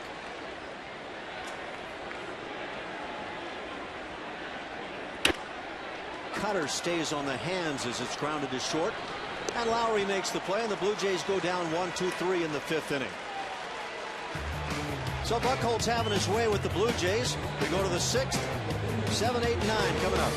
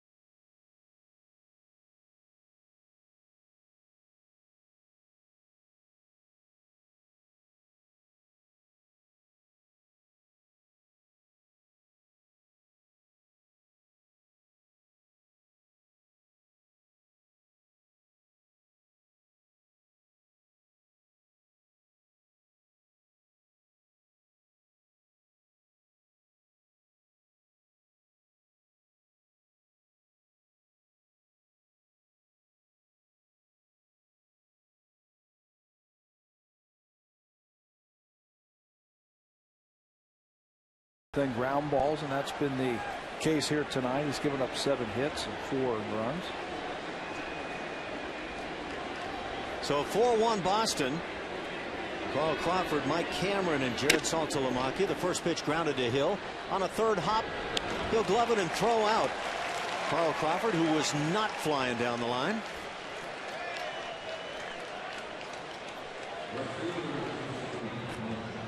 Crawford 1 for 3 on his night. 1 pitch, 1 out here in the 6th inning. Mike Cameron stands in 0 for 2 with a strikeout. 4 runs, 7 hits, an error for the Red Sox. 1 run, 2 hits, and 1 error for the Blue Jays against Buchholz. There's a strike at the knees.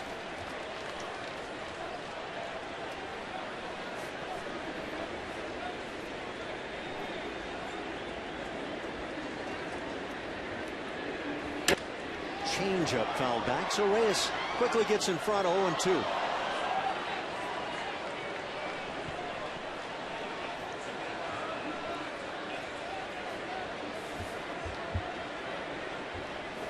$28,588 on hand here at the Rogers Center. 0-2 pitch, cutter missing below the knees. That's a pitch that JoJo Reyes was learning this year. That cut fastball that he can throw to the inside or the outside to a right-hander. He's got plenty of fastball. They just needed to get a pitch off that hitting plane. And right now he has kept everything down against Mike Cameron, which is always a good sign. Again brings it down. And you're right, Tabby, Reyes has a good arm. And I think when you're looking at a guy that has gone 28 consecutive starts without a win, you ask, well, how can that be? How can you keep running that guy out there? But number one, he's a left-hander. That helps. Number two, that good mid-90s type arm. 26 years old. Youth. I subscribe to the theory that left-handers develop a little bit later than right-handers. And there, throughout baseball history, there's been plenty of instances of lefties that finally get it at 26 or 27 years old.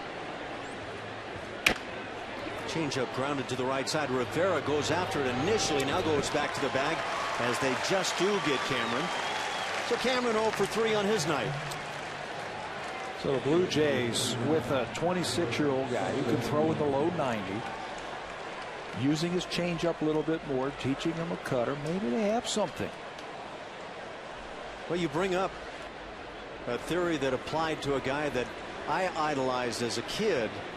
While I was the kid, he was the star. Sandy Koufax, that left-hander who didn't find it early on, but when he found it in a big way. Saltalamacchia at the plate, swings and whiffs on the changeup, left up out over the plate. That's probably the best example that you and I could come up with. That's your extreme. Al Leiter was a guy who thought that he developed a little bit better the later he got in his baseball career. He said he told me one time that it wasn't until I was about 25, 26, 27 that I really understood myself and what I could do and how I could pitch. And he went on and had a great career. 92 pitches now for Jojo Reyes, trying to get this final out in the 6th inning. That probably leaves him in a position where one more inning may be it, as he misses low and that changeup becoming more and more prominent. You mentioned the bullpen is well rested after that outing by Ricky Romero last night. Boy, was he good. That's tough to take a loss that way.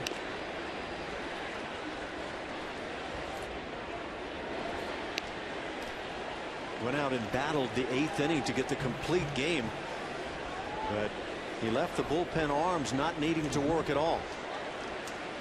A game that saw the Royals and the Blue Jays score in only 1 inning each. 3 for KC and 2 for Toronto. And that was it. Fastball might be losing a little bit of steam here in the 6th inning.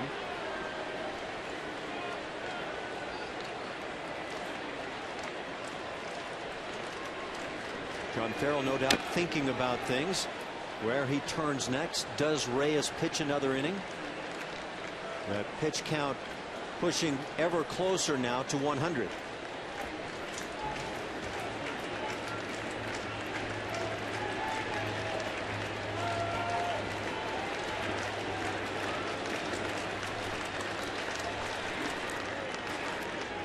The 2-2.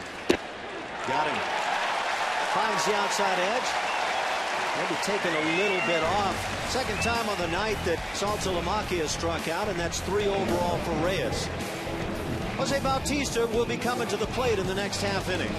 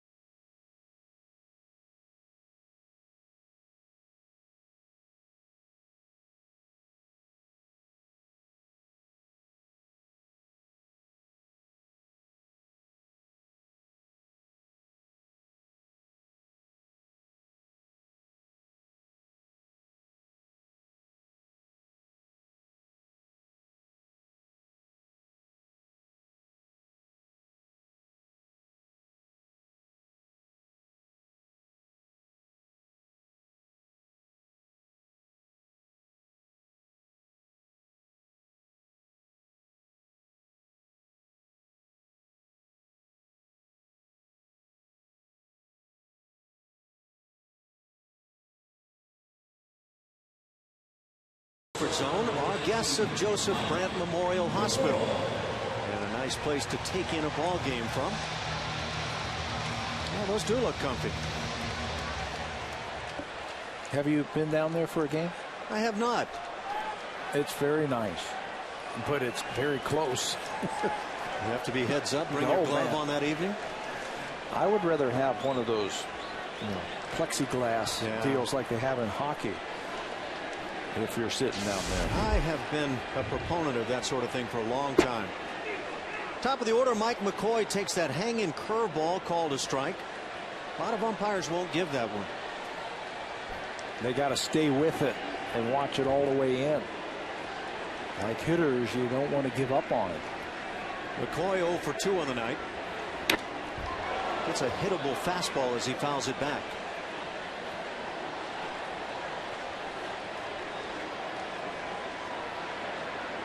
Red Sox with 7 hits against JoJo Reyes to account for their 4 runs. The Blue Jays just 2 hits against young Clay Buchholz.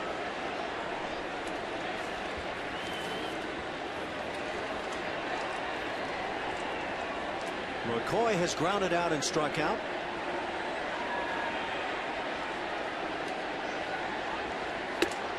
Takes a fastball a bit high. Little extra oomph on that ball as it was coming in. See McCoy double clutch a little bit. Yeah, Buchholz was supposed to start Wednesday in New York. With a sore back, they gave him a couple of extra days of rest. Ground ball to the right side. Adrian Gonzalez is also a fine first baseman. And nice work by Buchholz to complete the play. Gonzalez is a 3-time Gold Glove winner. But Buchholz working on 7 days rest. In his career, he has made 11 starts on 6 or more days of rest, and he has a losing record. 4-7, but tonight he looks very sharp. Looks like the Red Sox are taking in some tough elements on the evening.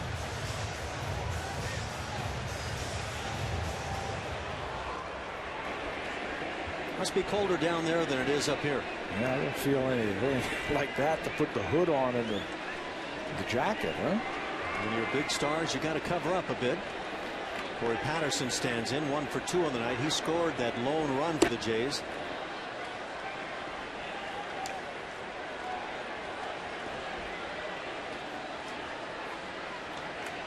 We mentioned that JoJo Reyes just under the 100 pitch mark on the evening. Clay Buchholz, on the other hand, just 70 pitches to this point. That cutter misses off the edge.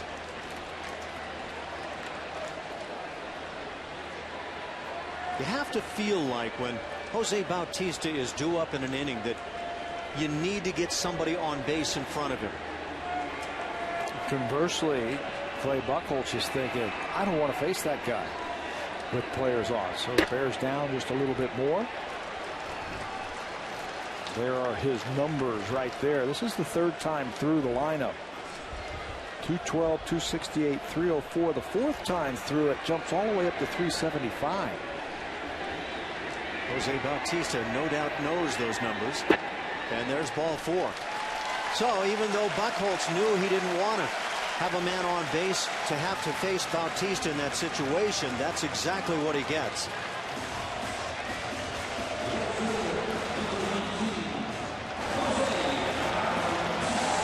Bautista 1 for 2 on his night. He hung out a line shot for a hit in the 4th inning. Wound up at second base on a fielder's choice. Vote Jose. It's everywhere.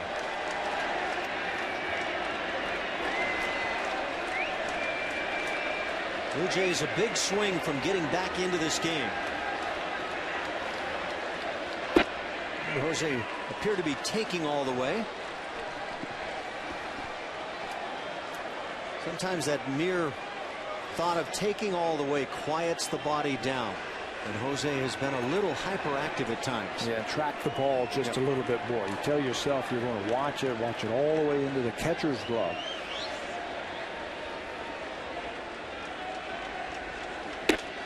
This one a bit high. Patterson down at first has the speed, but not likely to be on the move here. Always keep in mind, though, Adam Lind waiting on deck. Bautista has reached Clay Buchholz for a home run in his career.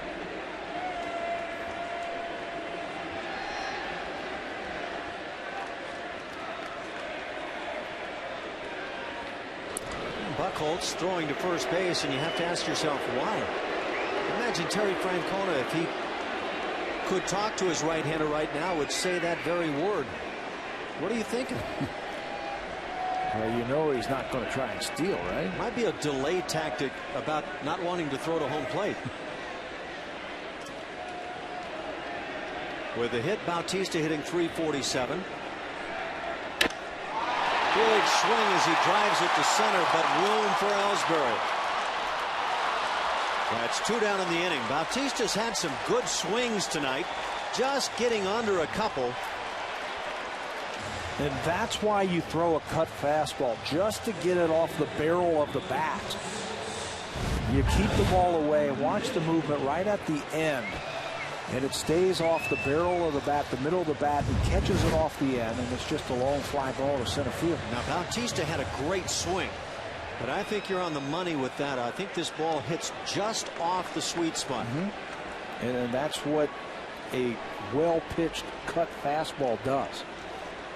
Now Adam Lind, who is 0 for 2 with a couple of strikeouts, one looking, one swinging, will stand in.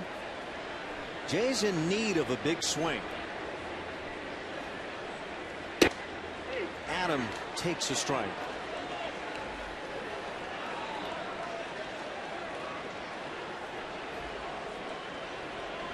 Lind hitting 3 1/4.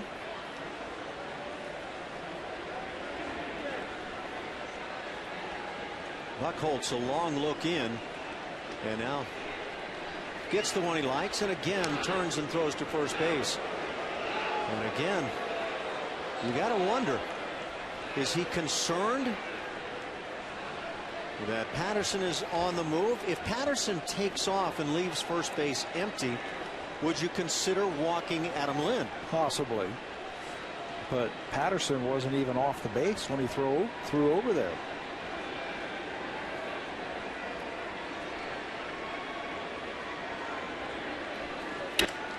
Grounded left side, big hole there for Lind as he gets his first hit on the night. So Adam Lind stays hot, and now Juan Rivera with the shot to come up with that big swing. If you're going to be pitched away, go ahead and hit it away. Well, you can't try and roll over on this ball. Pitch that was up and away, and he stayed right with it and punches it through the left side. Adam Lind having some fun with another great first baseman, Adrian Gonzalez. 2 of the game's tremendous offensive talents down there. Runners at first and second, and 2 outs for Juan Rivera. He's driven in the only run of the night for the Jays. Sac fly in the 4th inning. 0 for 1 on his night. 4 homers on the year.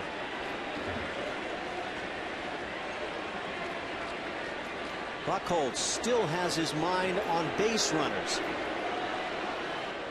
And that, you have to say, is just not thinking about the situation at hand. Imagine Terry Francona is going to want to chat with his right-hander. Maybe not during the ball game, but maybe after the game, maybe prior to tomorrow's game. So remember in that 6th inning, they had a couple of runners on. What were you thinking there as you threw to the bases when you had a key situation with a man at the plate and nobody was going to be running? A lot of times managers are best served by waiting until the next day to talk about it. I think that's a great idea. Good managers, they're not going to talk about it during the game. Boy, that fastball has been effective running, starting away on the right-hand hitters and then back to the plate.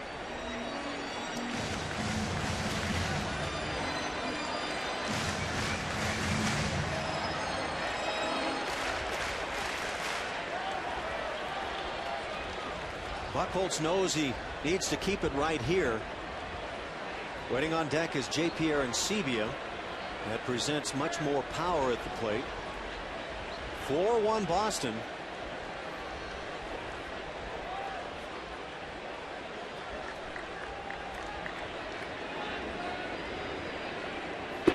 There's that hanging curveball. That's gotten away from Buchholz a number of times tonight. He's benefited 2 or 3 times with calls up and in on right-hand hitters.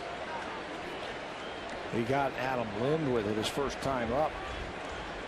Fastball that dropped to the outside corner. Runners on, it just seems like his game slows down so much that the rhythm isn't there for him. Runners go. There's a drive down the left field side. Crawford back on the track where he makes the catch. So Patterson was on the move, and that'll do it for the Blue Jays in the 6th inning. They can't get on the board. They strand a pair. To the 7th we go. 4-1 Boston.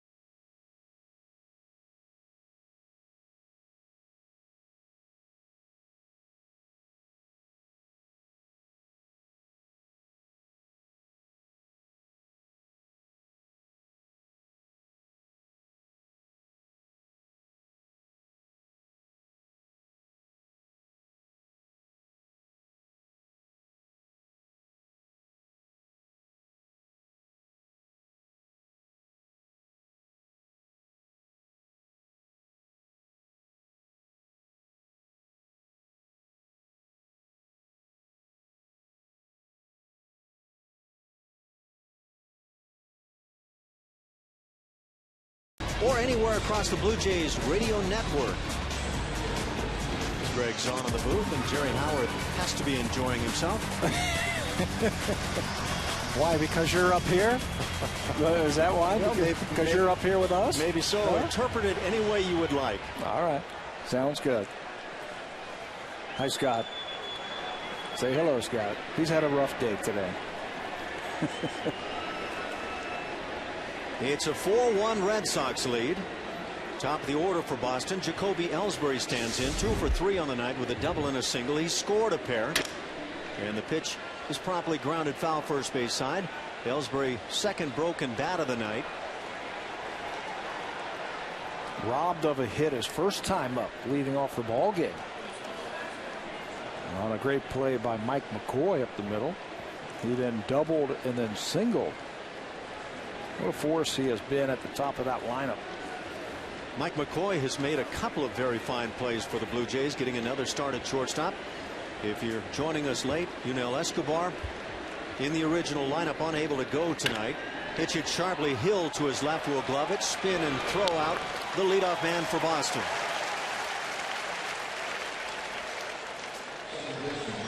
Left-hander Luis Perez now loosening in the Jays' pen. This figures to be the final inning of work for Jojo Reyes. 99 pitches now with 1 out in the 7th.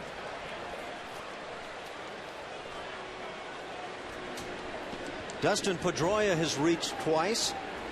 Singled in a run in the 3rd inning, walked and scored in the 5th inning. So that top of the order for the Red Sox getting it done once again.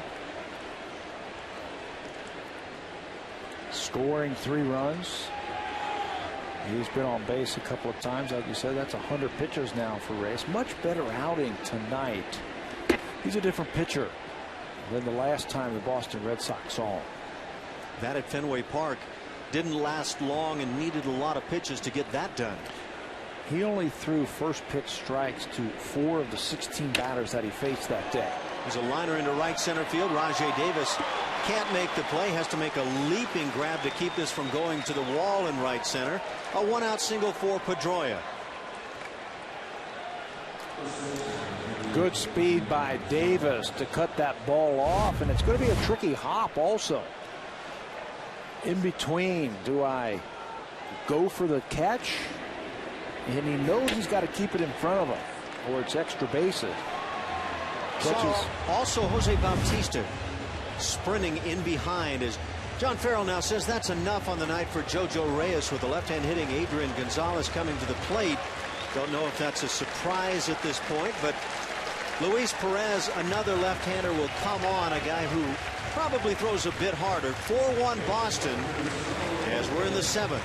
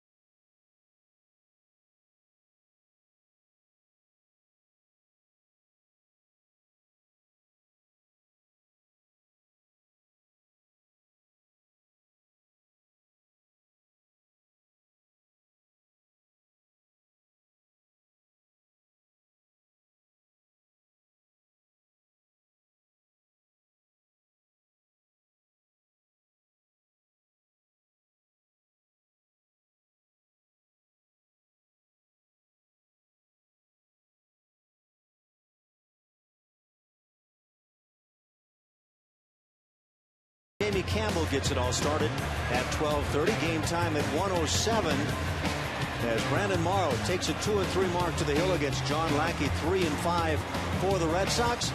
We'd love to see you here at the Rogers Center, but if not, join us right here on Sportsnet. JoJo Reyes' night has come to an end. 6 1/3 innings, gave up 8 hits. The runner on base is his responsibility. Luis Perez will come in. Last time we saw him was 3 days ago in Kansas City, where he pitched 2 2/3 innings, 2 hits, 4 strikeouts. He was credited with a hold in that game, and he's been pitching good ball late. He has not allowed a run over his last 11 innings on the mound. And Perez has a big assignment with Pedroia at first base and 1 out. Adrian Gonzalez at the plate, 1 for 3 on the night. RBI single in the 5th inning. This ball runs in, got a piece, and that's going to put runners at first and second for Kevin Youkilis, and that kind of thwarts the notion of having the left-hander come on and face Adrian Gonzalez. Now it's the right-handed bat of Kevin Youkilis. You want to get Gonzalez looking at a little something different. And Perez has a good running fastball. This one gets away from him. It looked like it clipped the front of his jersey. Well, as a manager, you try to get it all worked out. Get that left-hander loose in the event that these things happen in the 7th inning. Bring him on. You feel like you've set it all up perfectly, and then the first pitch hits Gonzalez. I don't think he was being brought in just to face one batter. No, nor do I. You know, that's the thing about the Red Sox. They've got the great balance up and down the lineup. After Youkilis is the left-hander Ortiz, then the switch is, and then another left-hander. But I think at the same time, the notion is take your best shot at getting that second out of the inning with Gonzalez. Certainly. Face Youkilis with a runner at first base, and that's it. Change-up down and away. A ball and a strike. Kevin Youkilis 1 for 2 on the night. He has driven in a run, his 38th ribby on the season, with a base hit that came in the 5th inning. Also drawing a walk, doing what Kevin Youkilis does. On base percentage at .383. Fouls one down the first base side.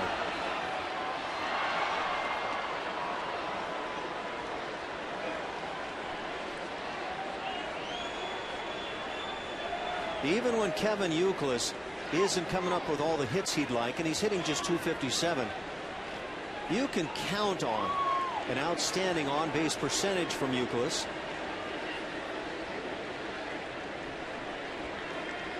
Perez missing below the knees. That fastball sinking. You can also count on a lot of pitches per plate appearance when Youkilis is at the plate. Kevin Youkilis from your part of the country, from Cincinnati.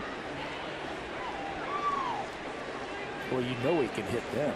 Terry Francona is discussing that very matter. Catches the corner and a big strikeout of Youkilis. He doesn't like the call. But when it's all coming out in the wash, he's going to have to find a seat on the bench. I think he knows that it crossed the plate. I think the argument that Youkilis has with the home plate umpire is this ball down? And with pitch tracks, it tells you it got plenty of the plate. I wish hitters could see these tracks more and more so that they could realize that a pitch that I think most hitters think is low is not low. There is a bottom of the knees, and if you take a portion of the baseball touching that bottom of the knees, that's all a strike. With 2 down now, David Ortiz stands in 0 for 3. Kevin Youkilis is convinced he's right. That got a lot of the box. Yeah, it did. And I think that's, again, a situation where hitting coaches could have their hitters take a good look at that, because I really believe that hitters don't think that's a strike.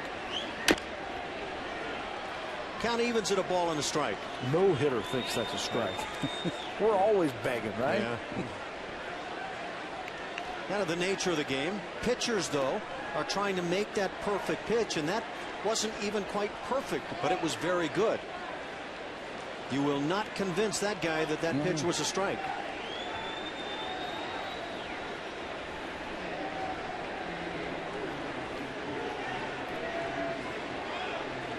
The 1-1 to Big Papi. Grounded to first. That's handled nicely by Rivera. He'll go to the bag himself. And that does it for the Red Sox in the 7th inning. They had a hit and a hit batter. They leave a pair. To the bottom of the 7th we go. J.P. Arancibia leads it off.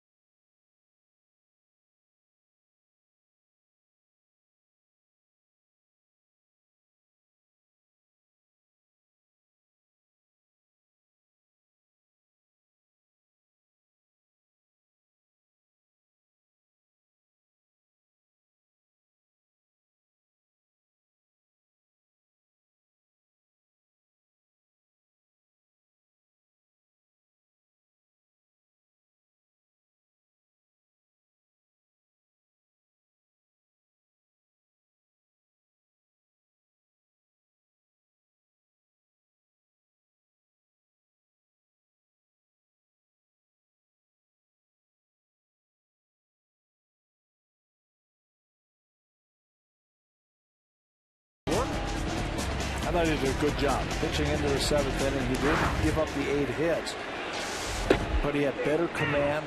I thought he threw the ball where he wanted to for the most part, kept the ball down, kept the Red Sox off balance, gave up those 4 runs against a very good hitting team. Shut down the 5 and 6 spots in the order for Boston. But top of the order, the top 4 got to him. There's a changeup, a swing and a miss. 0-2 on Aaron Sebia. 0 for 2 with a strikeout. That strikeout came with a runner at third base in the 4th inning. Blue Jays were trying to get back even at 2 at the time. He was caught looking. Cutter grounded foul.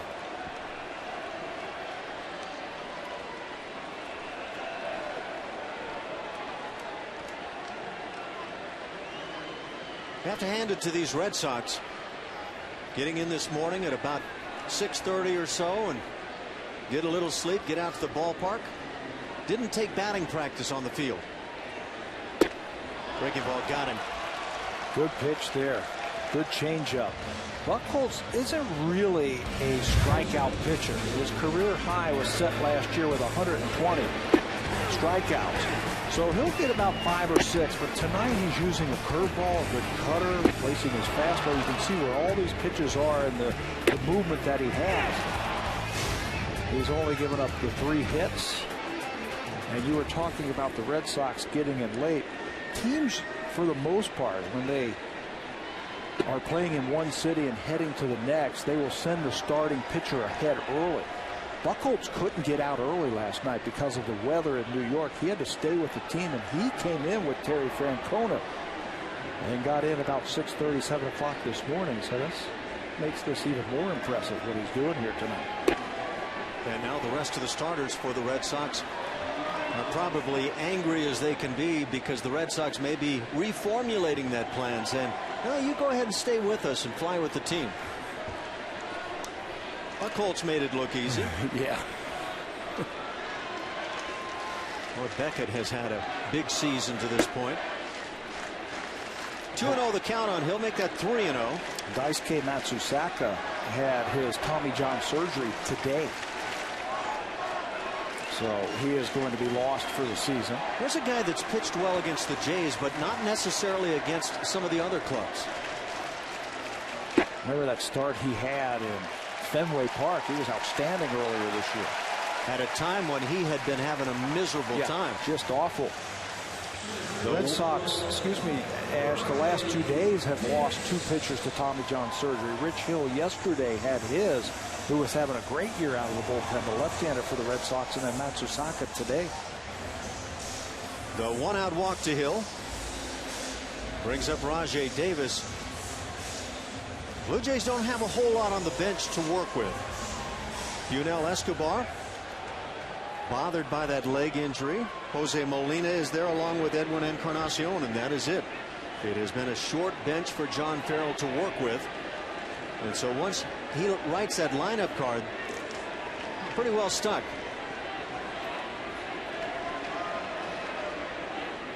Pitch in the dirt, kicks away from Saltalamacchia.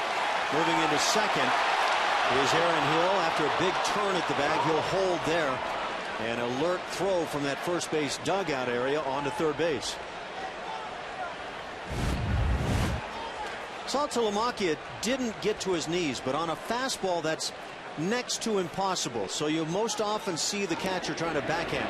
Anything off speed, though, no excuse for not dropping to the knees. And blocking at that time, it looked like he tried to smother it.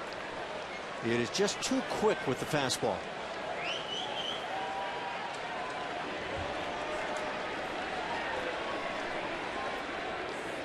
It is a wild pitch charged to Buchholz. Again, that sinking fastball misses.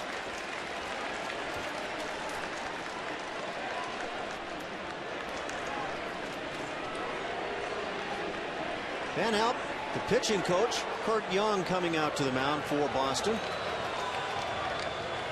Red Sox heating up in their pen, just getting started. And this probably one of those encounters where you might want to give your young right-hander a little bit of time, at the same time give the bullpen a chance to loosen.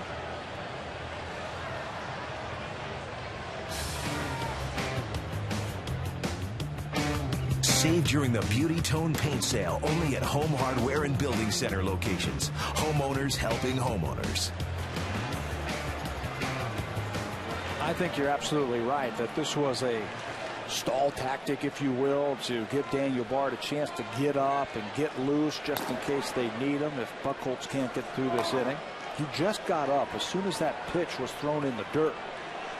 Bard got up and started getting loose, so that's why we saw Kurt Young go to the mound. Bard, one of the great arms in the back end of this bullpen, as Buchholz receives the message and brings a strike. Edwin Encarnacion has grabbed a bat. He's in the on-deck circle. At the Jason Nix spot in the order.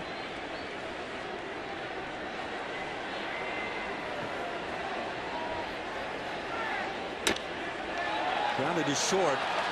Bobbling, and now having no play, Lowry. So that'll put runners at the corner. Second error on the night, charge to Jed Lowry, and the Blue Jays will take it. You wonder, Tabby, did the speed of Aaron Hill going by the shortstop cause a little bit of loss of concentration? Remember, it happened to Aaron Hill. Kevin Youkilis did that same thing to him, and he was charged with an error earlier in this game. You see him right in front of that fielder. Blocks him. The big quick hop bounced out of his glove. Second error of the night for Lowry. And with Encarnacion coming to the plate, a little bit more power than Jason Nix, representing the tying run. John Farrell trying to take advantage of the situation. That spin move toward third and then back to first. Buchholz really had nothing there. Just don't even know if he's thinking Davis may be on the move on the pitch.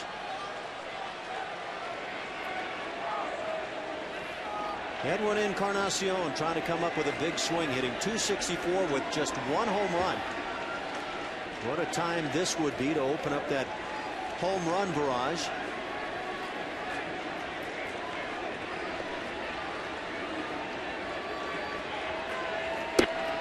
That fastball that has been so good throughout the night stays outside. You know, I think the reputation of the Blue Jays, what they do on the bases, is getting around to the other teams. That they are willing to steal, double steal, delay steal, squeeze, do a little bit of everything. That pitcher is paying a lot of attention to those base runners. Maybe it helps to get a fastball for one of your hitters. This time the fastball fouled back. Good aggressive swing by Edwin. There you see how the skipper will send the signs out very quickly to his third base coach, who then relays them.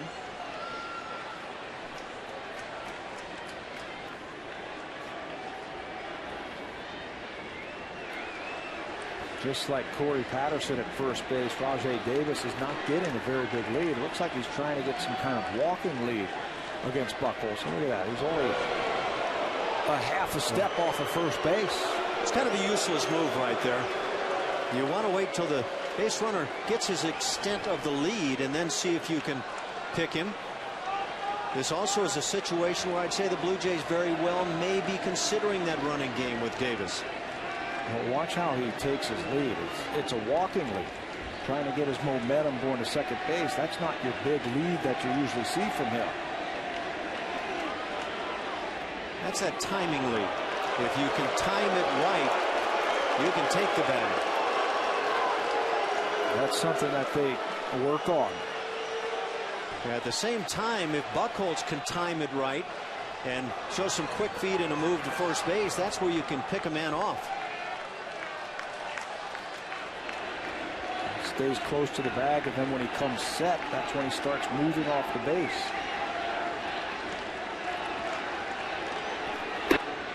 Fastball catches the inside edge. Edwin doesn't like it.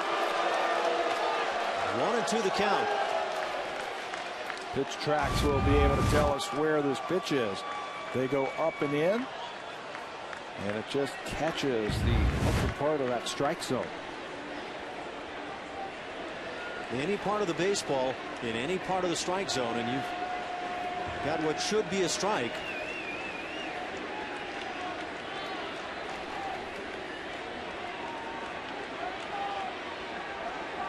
Davis does not go. The pitch low. Edwin starts the bat. Did he go through? Home plate umpire takes it himself and says yes he did. So a key strikeout of Edwin Encarnacion, a big second out in the inning. And now back to the top with Mike McCoy. He's come up with a couple of big strikeouts tonight. We got J.P. Sebia earlier to end an inning, and this is a big one with a runner at third base and less than 2 outs. And you can see from that side view that he went just a little bit too far. You can see the wrist release going through home plate, and that's the telltale. Mike McCoy 0 for 3 on his night. Runner still at first and third. And a very short lead by Davis. And now extends it. There he goes. No bluffs as McCoy bluffs a bunt and takes a strike. Well, if you're going to turn to bunt and you get a strike, that's when you want to lay it down. If you genuinely have bunt in your mind. I think he was taking that pitch all the way. Very well may have. Because it looked like Rajay over first base broke and then stopped. Yeah. And I think he was taking that pitch for him to let him try and steal.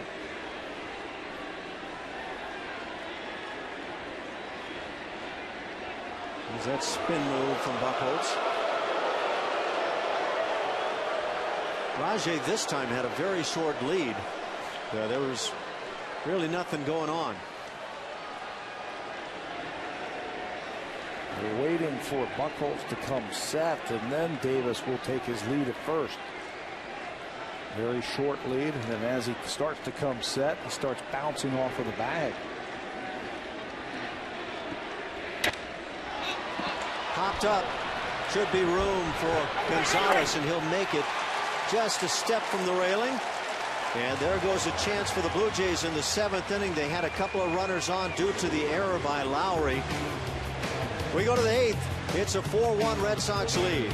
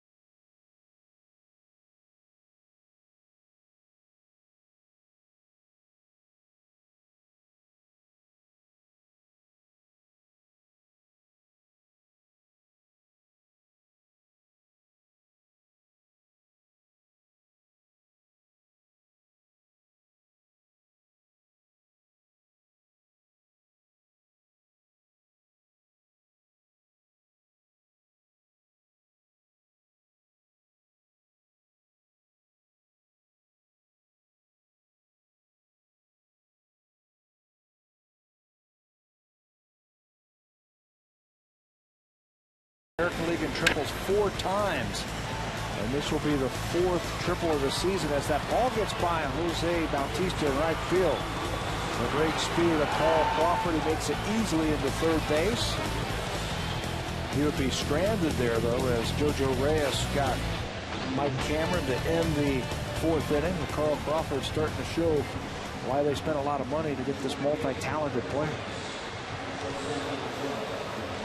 Edwin Encarnacion now defensively at third base, taking over for Jason Nix.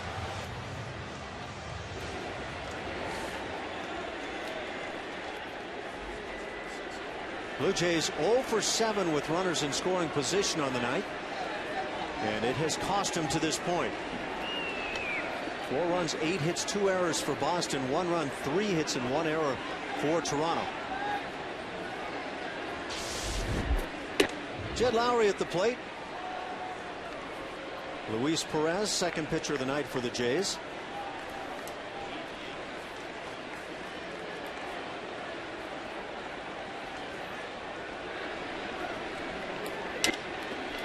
Pitch grounded to third. Nice play by Edwin. Throws on the run and gets him. Oh, that was a good-looking Edwin Encarnacion play.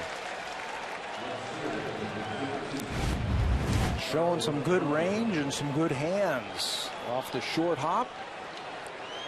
Picks it and then flicks it across the diamond for the first out. He'll tease you at times with that defensive ability. Had a rough year overall defensively. Carl Crawford takes a strike. Crawford 1 for 3 with that triple that Tabby just showed us. Also reached on the error charge to Aaron Hill early in the game. Good breaking ball. Sean Camp getting it loose in the Jays pen.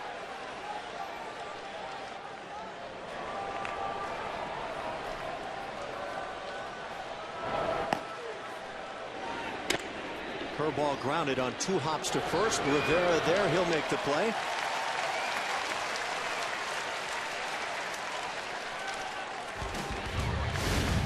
Come on out to the Rogers Center this weekend. 2 more games with the Red Sox. Both of those games are day games. 1:07 starts. You can call 416-341-1234 to pick up your tickets. You can do it also online very easily, where you can print them out yourself at home. BlueJays.com. You can also do it at most Rogers Plus locations.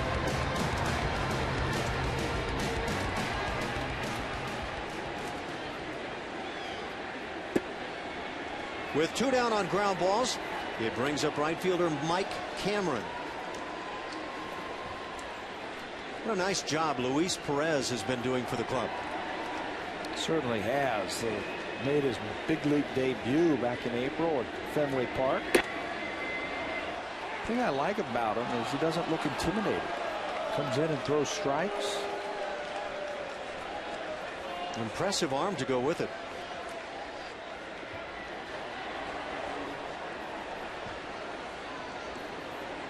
Perez 1-0. This just his 10th outing for the Jays. ERA a good one at 2.55. Works his way back into the count. I think the more he pitches, the more John Farrell likes him. What he brings into his ball game. A good arm out of the pen from the left-handed. Hasn't walked many.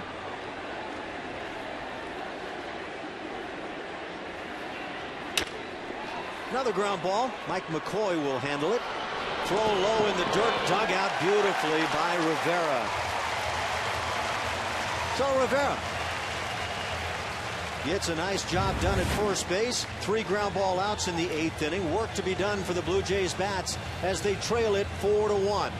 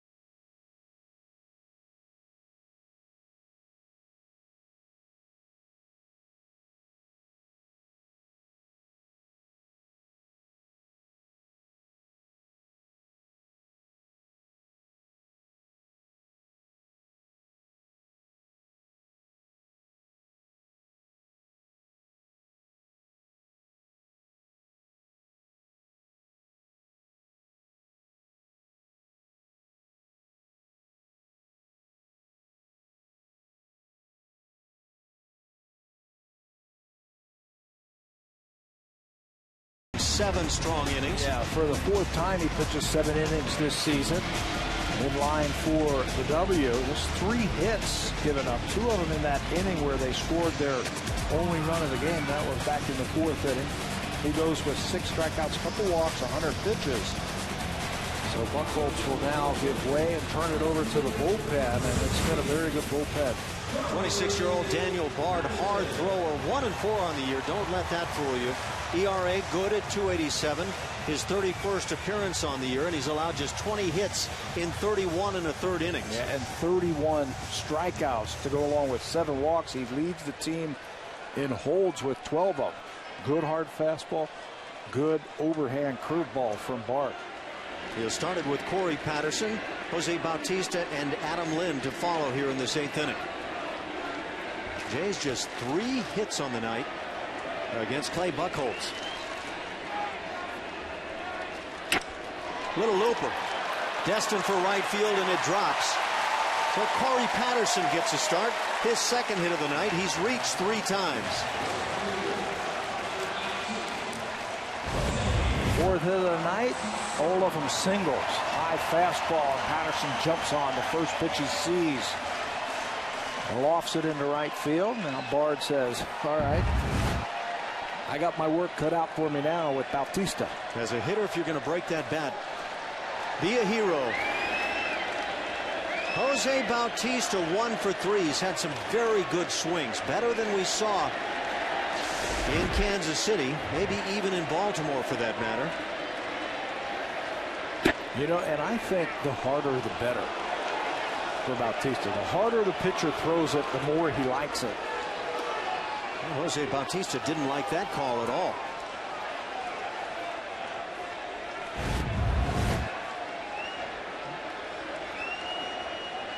Jose's right. Yeah. Well, and the high strike you don't see called many times anyway. Because of the first one, Bautista feels like he has to go after this one. And that's why he was so mad at himself after this swing. Watch this aggressive swing and watch his reaction afterwards. That anger is stemmed at the first call. And now 0-2. And that high fastball from a Daniel Bard, awfully tough to get to.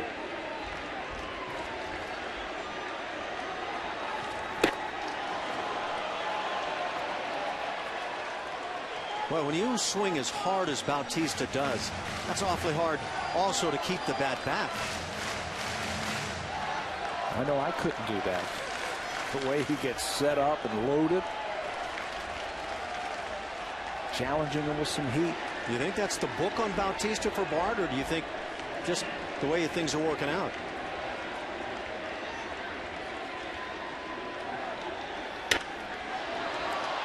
Again, up in the strike zone, maybe out of the strike zone.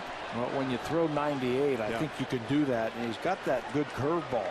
Yeah, that's why I asked the question with Bard, because his game plan may be very different than some of the other pitchers on the staff. Because he can throw that hard. He can make you chase those high fastballs.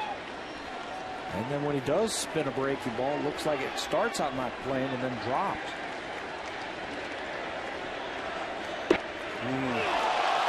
Well, after those heaters, that breaking ball had to look like it was going to hit Jose in his mind. So that's the first out here in the 8th inning. To go along with that heater, he's got that. Awfully tough for a right-hander. I mean, you've got a split second to decide to swing or take. Now, talk a little bit about when you see a guy that throws really hard and he brings the fastball up on you, it quickens up your swing a bit, and that quickens everything in a bad way on the breaking balls. Yeah, the lower half starts to leak a little bit more. You feel you've got to get it started a little bit earlier. And if you start that lower half and or the hands with that breaking ball that starts inside, all you can do is watch it in the end. For Jose Bautista, that final pitch probably is not the issue. It's that first pitch that set the whole thing up. Bard throws over. 7 strikeouts now, Blue Jays hitters. Lind has picked up a couple of those himself. He's 1 for 3 on the night.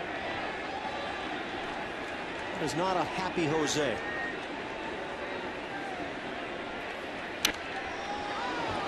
Well, that's a good swing. But as so often happens on the hard throwers, you get under just a bit. Fouled it straight back.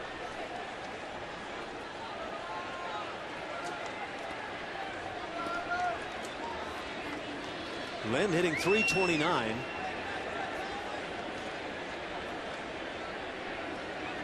It's been 4-1 Boston since the 5th inning.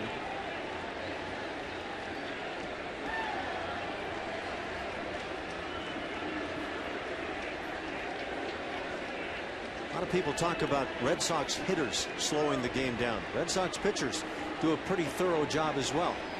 Get runners on base to try to slow down the running game of the opposition.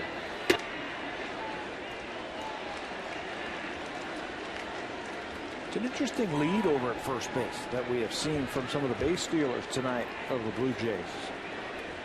They don't get the traditional 1 foot on the carpet type of lead. It's almost like a walking lead. Is this something the Blue Jays have in the scouting report with the Red Sox pitching staff? Breaking ball hit sharply but foul outside the bag at first.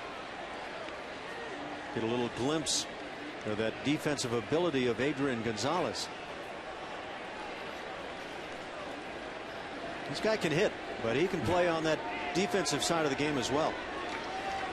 What an acquisition in the offseason from San Diego. Takes one Gold Glove first baseman, which was Youkilis, and puts him over at third base. Saltalamacchia is standing up right there. He wanted the high fastball, and he got it. Adam Lind has had a tough time with that pitch in previous years. Gets a piece. It just looks so inviting as a hitter. It looks like you're going to just take that ball and mash it. I don't think Bard got that ball where he wanted. He wanted it a little bit higher.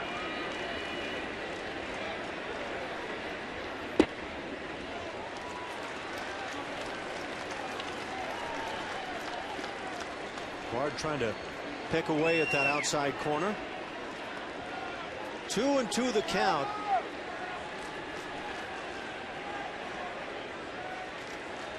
Blue Jays just simply unable to come up with a big swing on the evening. The only run coming back in the 4th inning on a sac fly by Juan Rivera.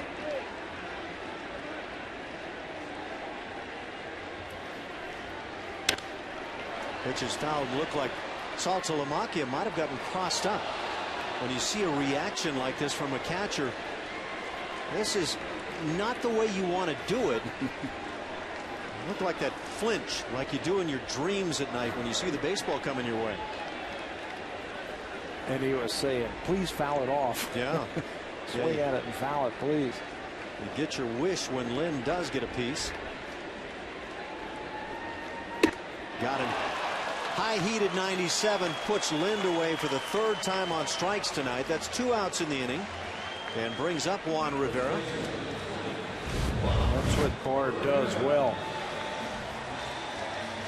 We mentioned that 31 strikeouts in 31 innings. He's only walked 7 batters all season long.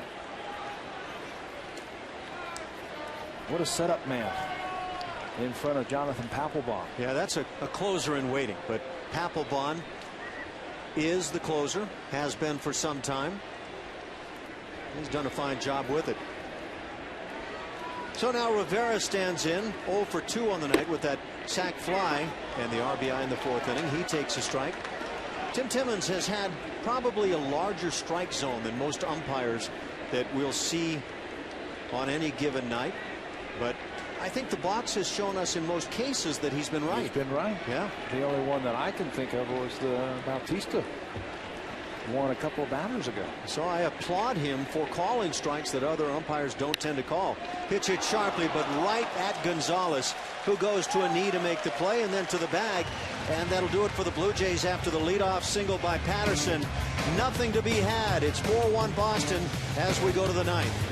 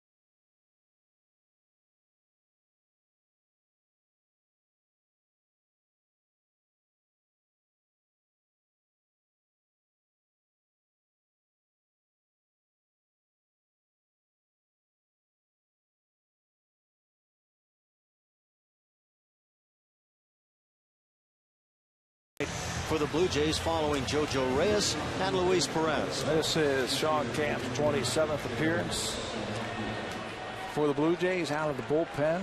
Third on the club with those 27 appearances. Last time Camp got into a game 4 days ago. He was credited with a hold, 2/3 of an inning against Kansas City. Catcher Jared Saltalamacchia turns around to the left side now, leads it off for the Red Sox and takes a strike from Camp. Saltalamacchia hitting .238.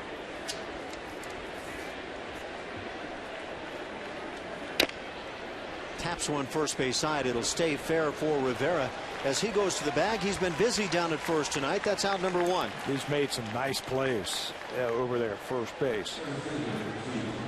That's an unassisted play for the third time tonight. He picked the ball from Mike McCoy last inning. That was probably, in my assessment, the toughest play he's had tonight. And he's handled those tough throws very well, as has Adam Lind.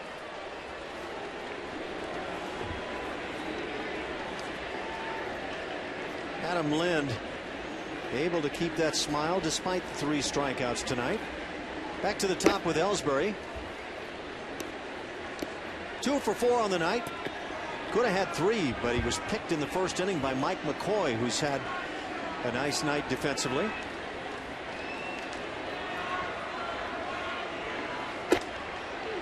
Strike on the edge. In that Red Sox bullpen, predictably warming up for the 9th inning, Jonathan Papelbon.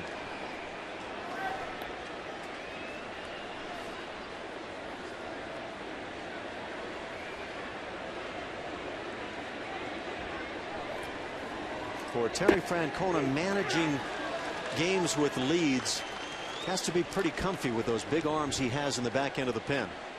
Yeah, you got to figure Bard in the 8th, Papelbon in the 9th. Dan Wheeler was a nice pickup, a veteran that they can use in the 6th inning. Matt Albers has been great for him. Albers has another one of those good arms in that pen. Yep, that was a very underrated pickup. Dan Wheeler's had a bit of a tough time. Wheeler, who did such a nice job for Tampa Bay a year ago, as you mentioned, in that bullpen that got depleted for the Rays, and yet they've done a nice job.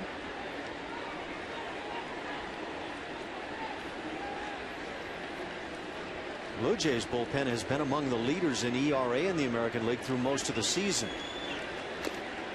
Pitch tapped at the plate, and Ellsbury has it take a bite out of him. See, he already wears that little shin guard, and when that happens, it means that you probably hit a lot of balls off that lead leg. I think with that sweeping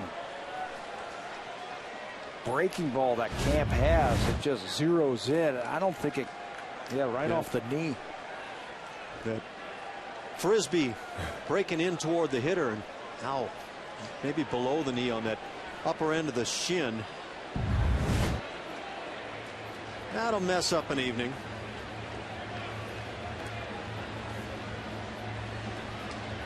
Did you do that a lot? I know I did.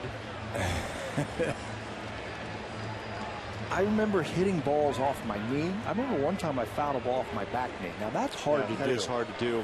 You'll see it every now and then. But you get them from the opposite type of pitcher who's got that big breaking ball that comes in on you, like a left-handed hitter like Ellsbury, a right-hander's curveball. The breaking ball already trying to find its way into the kitchen.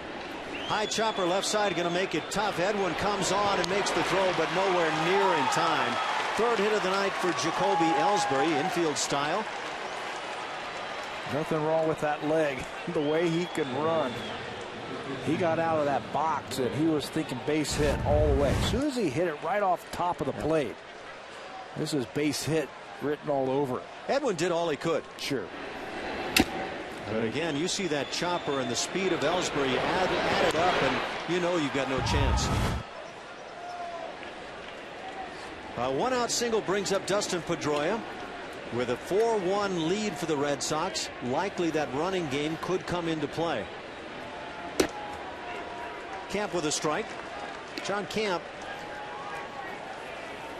tries to stay quick to the plate to shut down the running game.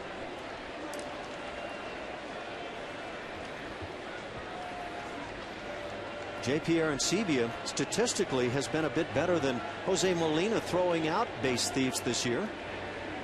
Again, Camp quick as the pitch is dribbled third base side. Camp with a barehanded effort has no play and maybe even turns an ankle in the process. Very wise not to make this throw. Yeah, that's going to bring George Poulos and John Farrell out of that dugout very quickly.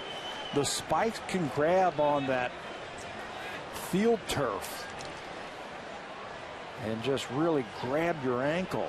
It looked like Sean Camp twisted it right when he wanted to let go of the ball. You can't roll the ball out there any better than Pedroia did. Out into no man's land, and watch the ankle right there as he sets to throw. His right foot there. And that's not a good feeling. You don't want to have the ankle get turned. At the same time, if that was what caused Camp not to throw, it might have been a good thing in that regard. That was probably just one of those situations where the only thing you can do is throw it away. You have one shot at it, to catch it and throw it, really in one motion. As soon as that ankle turned over, there was no chance for Camp to make the play over at first base. I always fear when I see infielders, pitchers included, barehanding balls and trying to make the quick throw, because oftentimes you grab the palm ball and what results is a poor throw. What they're discussing right now is that's the push-off leg that he twisted. Does he feel okay when he pushes off that pitching rubber when delivering the pitch? A reminder, Connected will follow the ball game, all the scores and highlights.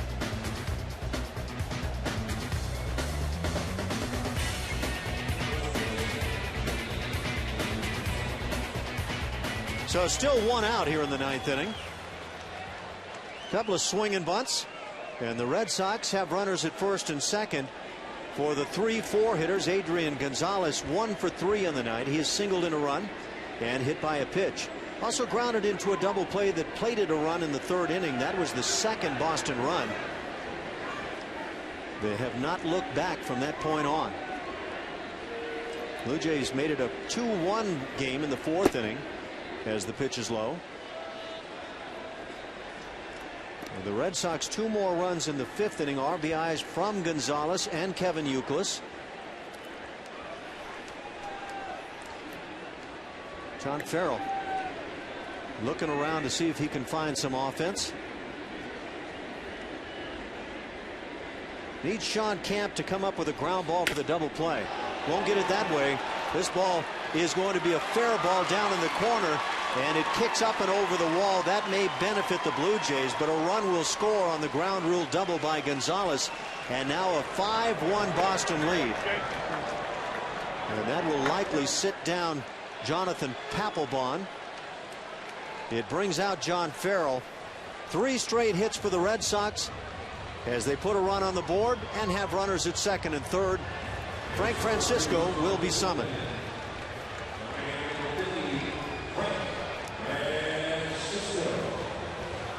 So Sean Camp unable to get it done in the ninth inning.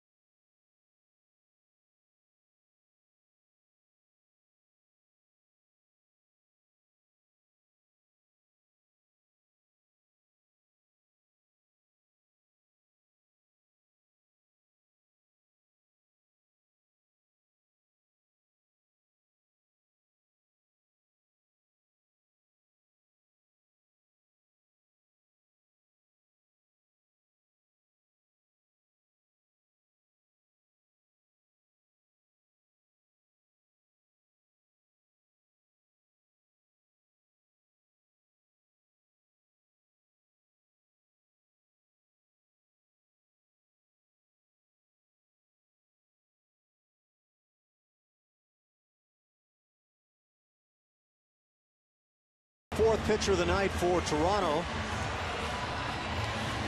Jojo Reyes, Luis Perez, Sean Camp, and now Frank Francisco. Things have not gone Frankie's way. That ERA of 6.06 would tell you that. Yeah, the fastball command hasn't been there like we have seen it before. He'll throw a fastball, curveball, and his split finger. And when that's working, that's where he'll get a lot of his strikeouts. He has been tough on the righties this year. Right-handers hitting just over 200 against Frank Francisco. 31 years of age. He figured to be the closer as he went to spring training, but had some arm issues throughout the course of the spring.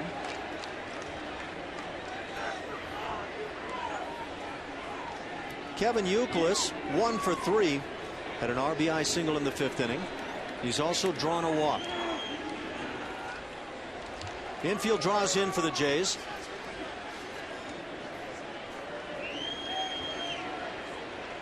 Already 5-1. John Farrell can't afford to give up any more runs on infield ground balls. There's that splitter in the dirt.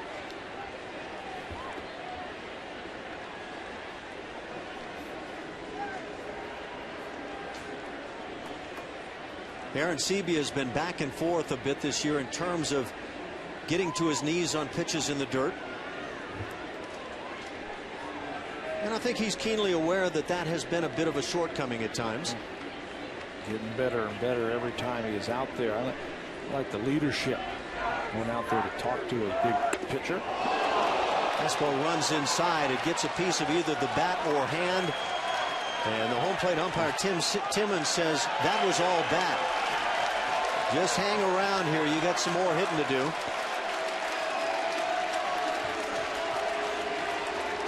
Kevin Youkilis didn't like a call back in the 7th inning from Timmons as he struck out. Kevin Youkilis has now notified Terry Francona and the trainer of the Red Sox that he's fine.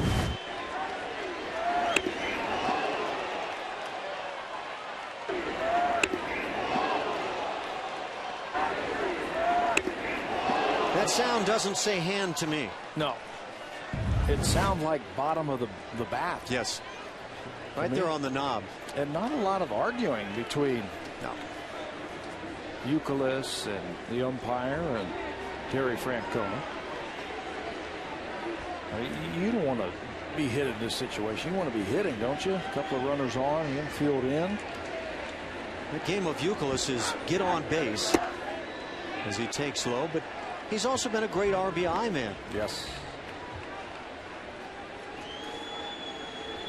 100 RBIs a couple of seasons ago.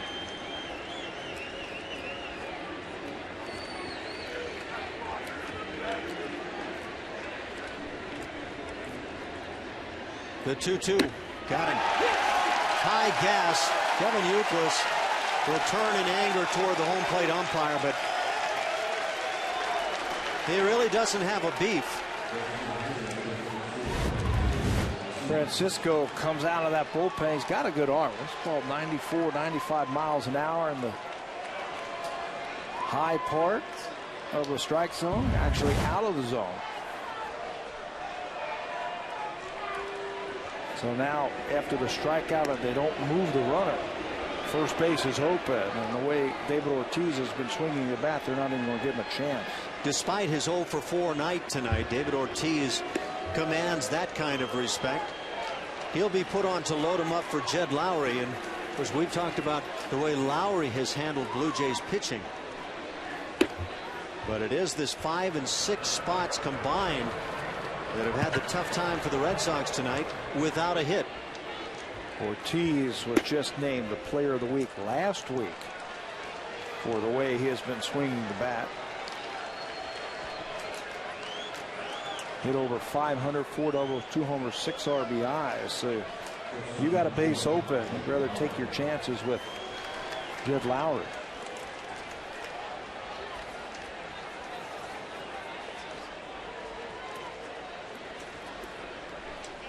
So the base is juiced. 1 run in here in this 9th inning.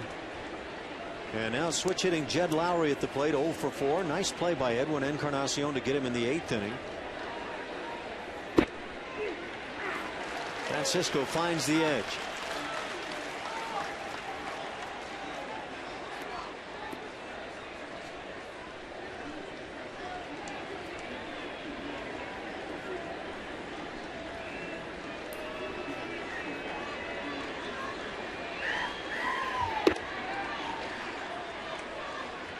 The Heat misses away, a ball and a strike.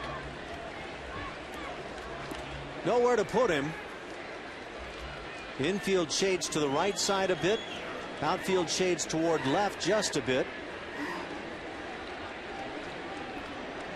Big Papi at first, Gonzalez at second, Pedroia at third.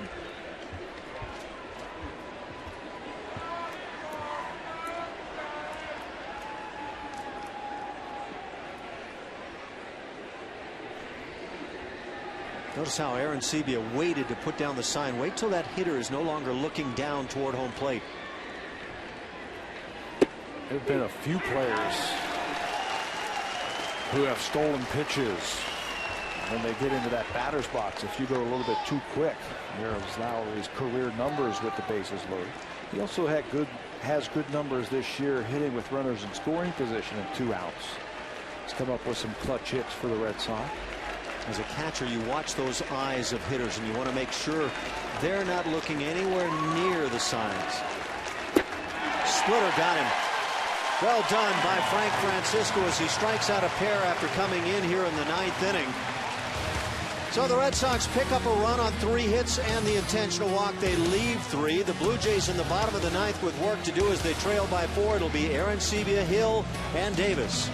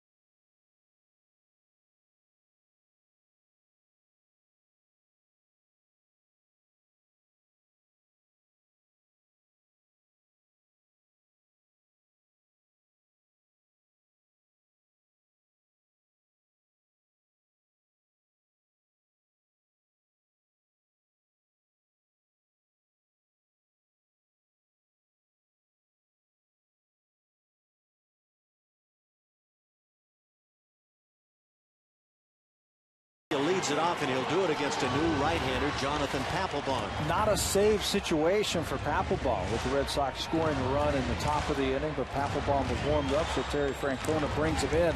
There are his numbers, 12 for 13 in save opportunities.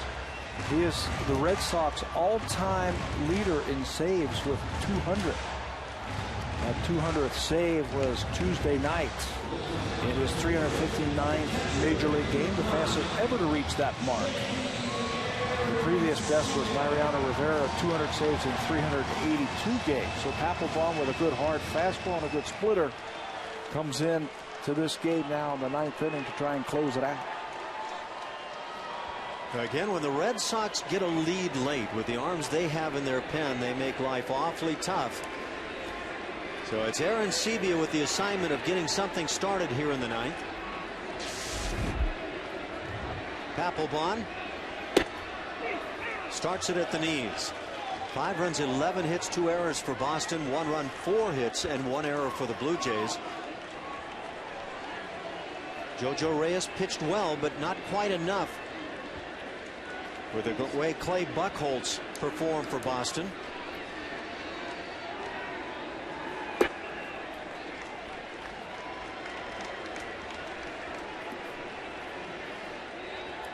We have seen the best that the Red Sox had to offer tonight. Look at those numbers for Papelbon in 43 career games.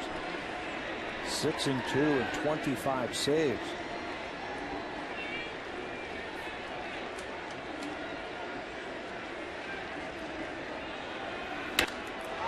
Big swing and a drive to left field, but not quite enough as Carl Crawford is back near the track to make the catch. Papelbon's numbers, if you look into them against the Blue Jays in his career, his ERA is 1.33. He's only given up 37 hits in those 43 games that he has pitched in 47 innings. He's also given up just 7 earned runs against the Blue Jays in his career.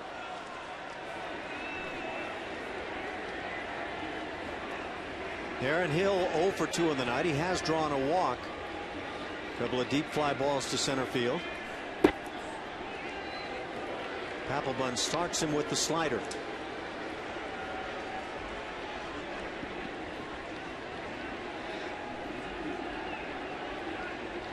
Batting average slides for Hill a bit to 243.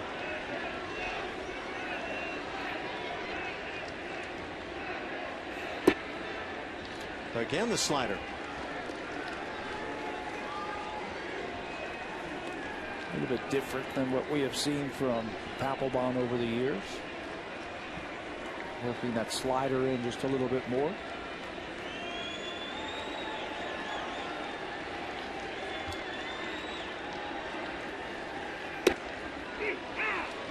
Well, that's well placed on the 2-0. Yeah, you're looking for that one right down in the middle. Maybe a little in where you can turn on it, but Papelbon throws it right on the outer edge.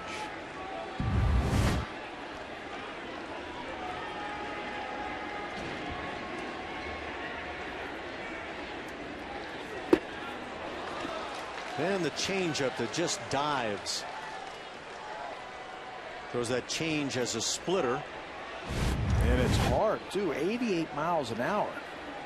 See that rotational spin on that baseball. Just dives at home plate.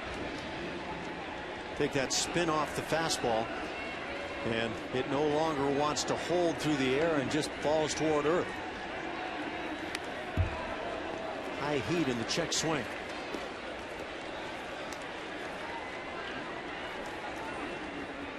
Only run for the Blue Jays scored back in the first inning as Juan Rivera drove it in with a sac fly.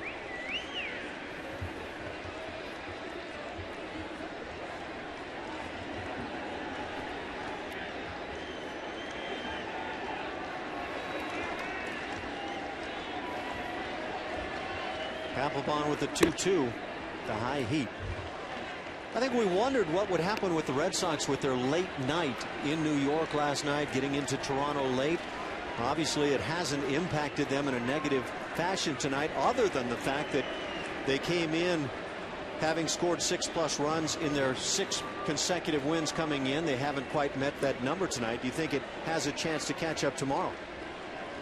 You know, you've played on teams, especially as Papelbon takes care of Aaron Hill. You played on teams, especially in the minor leagues, where you're riding the buses all night, and you go to the next place, the next city, after you've gotten in at 5 or 6 o'clock in the morning. It's not the game following that.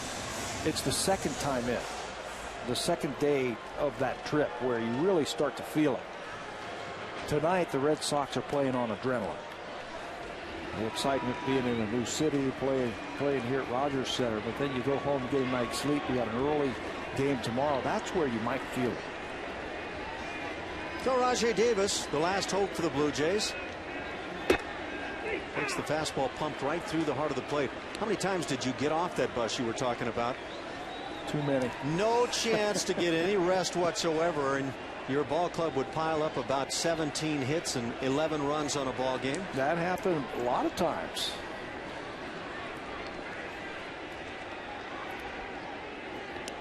Here's the splitter in the dirt. We have one of those in the minors where we went from Nashville to Charlotte.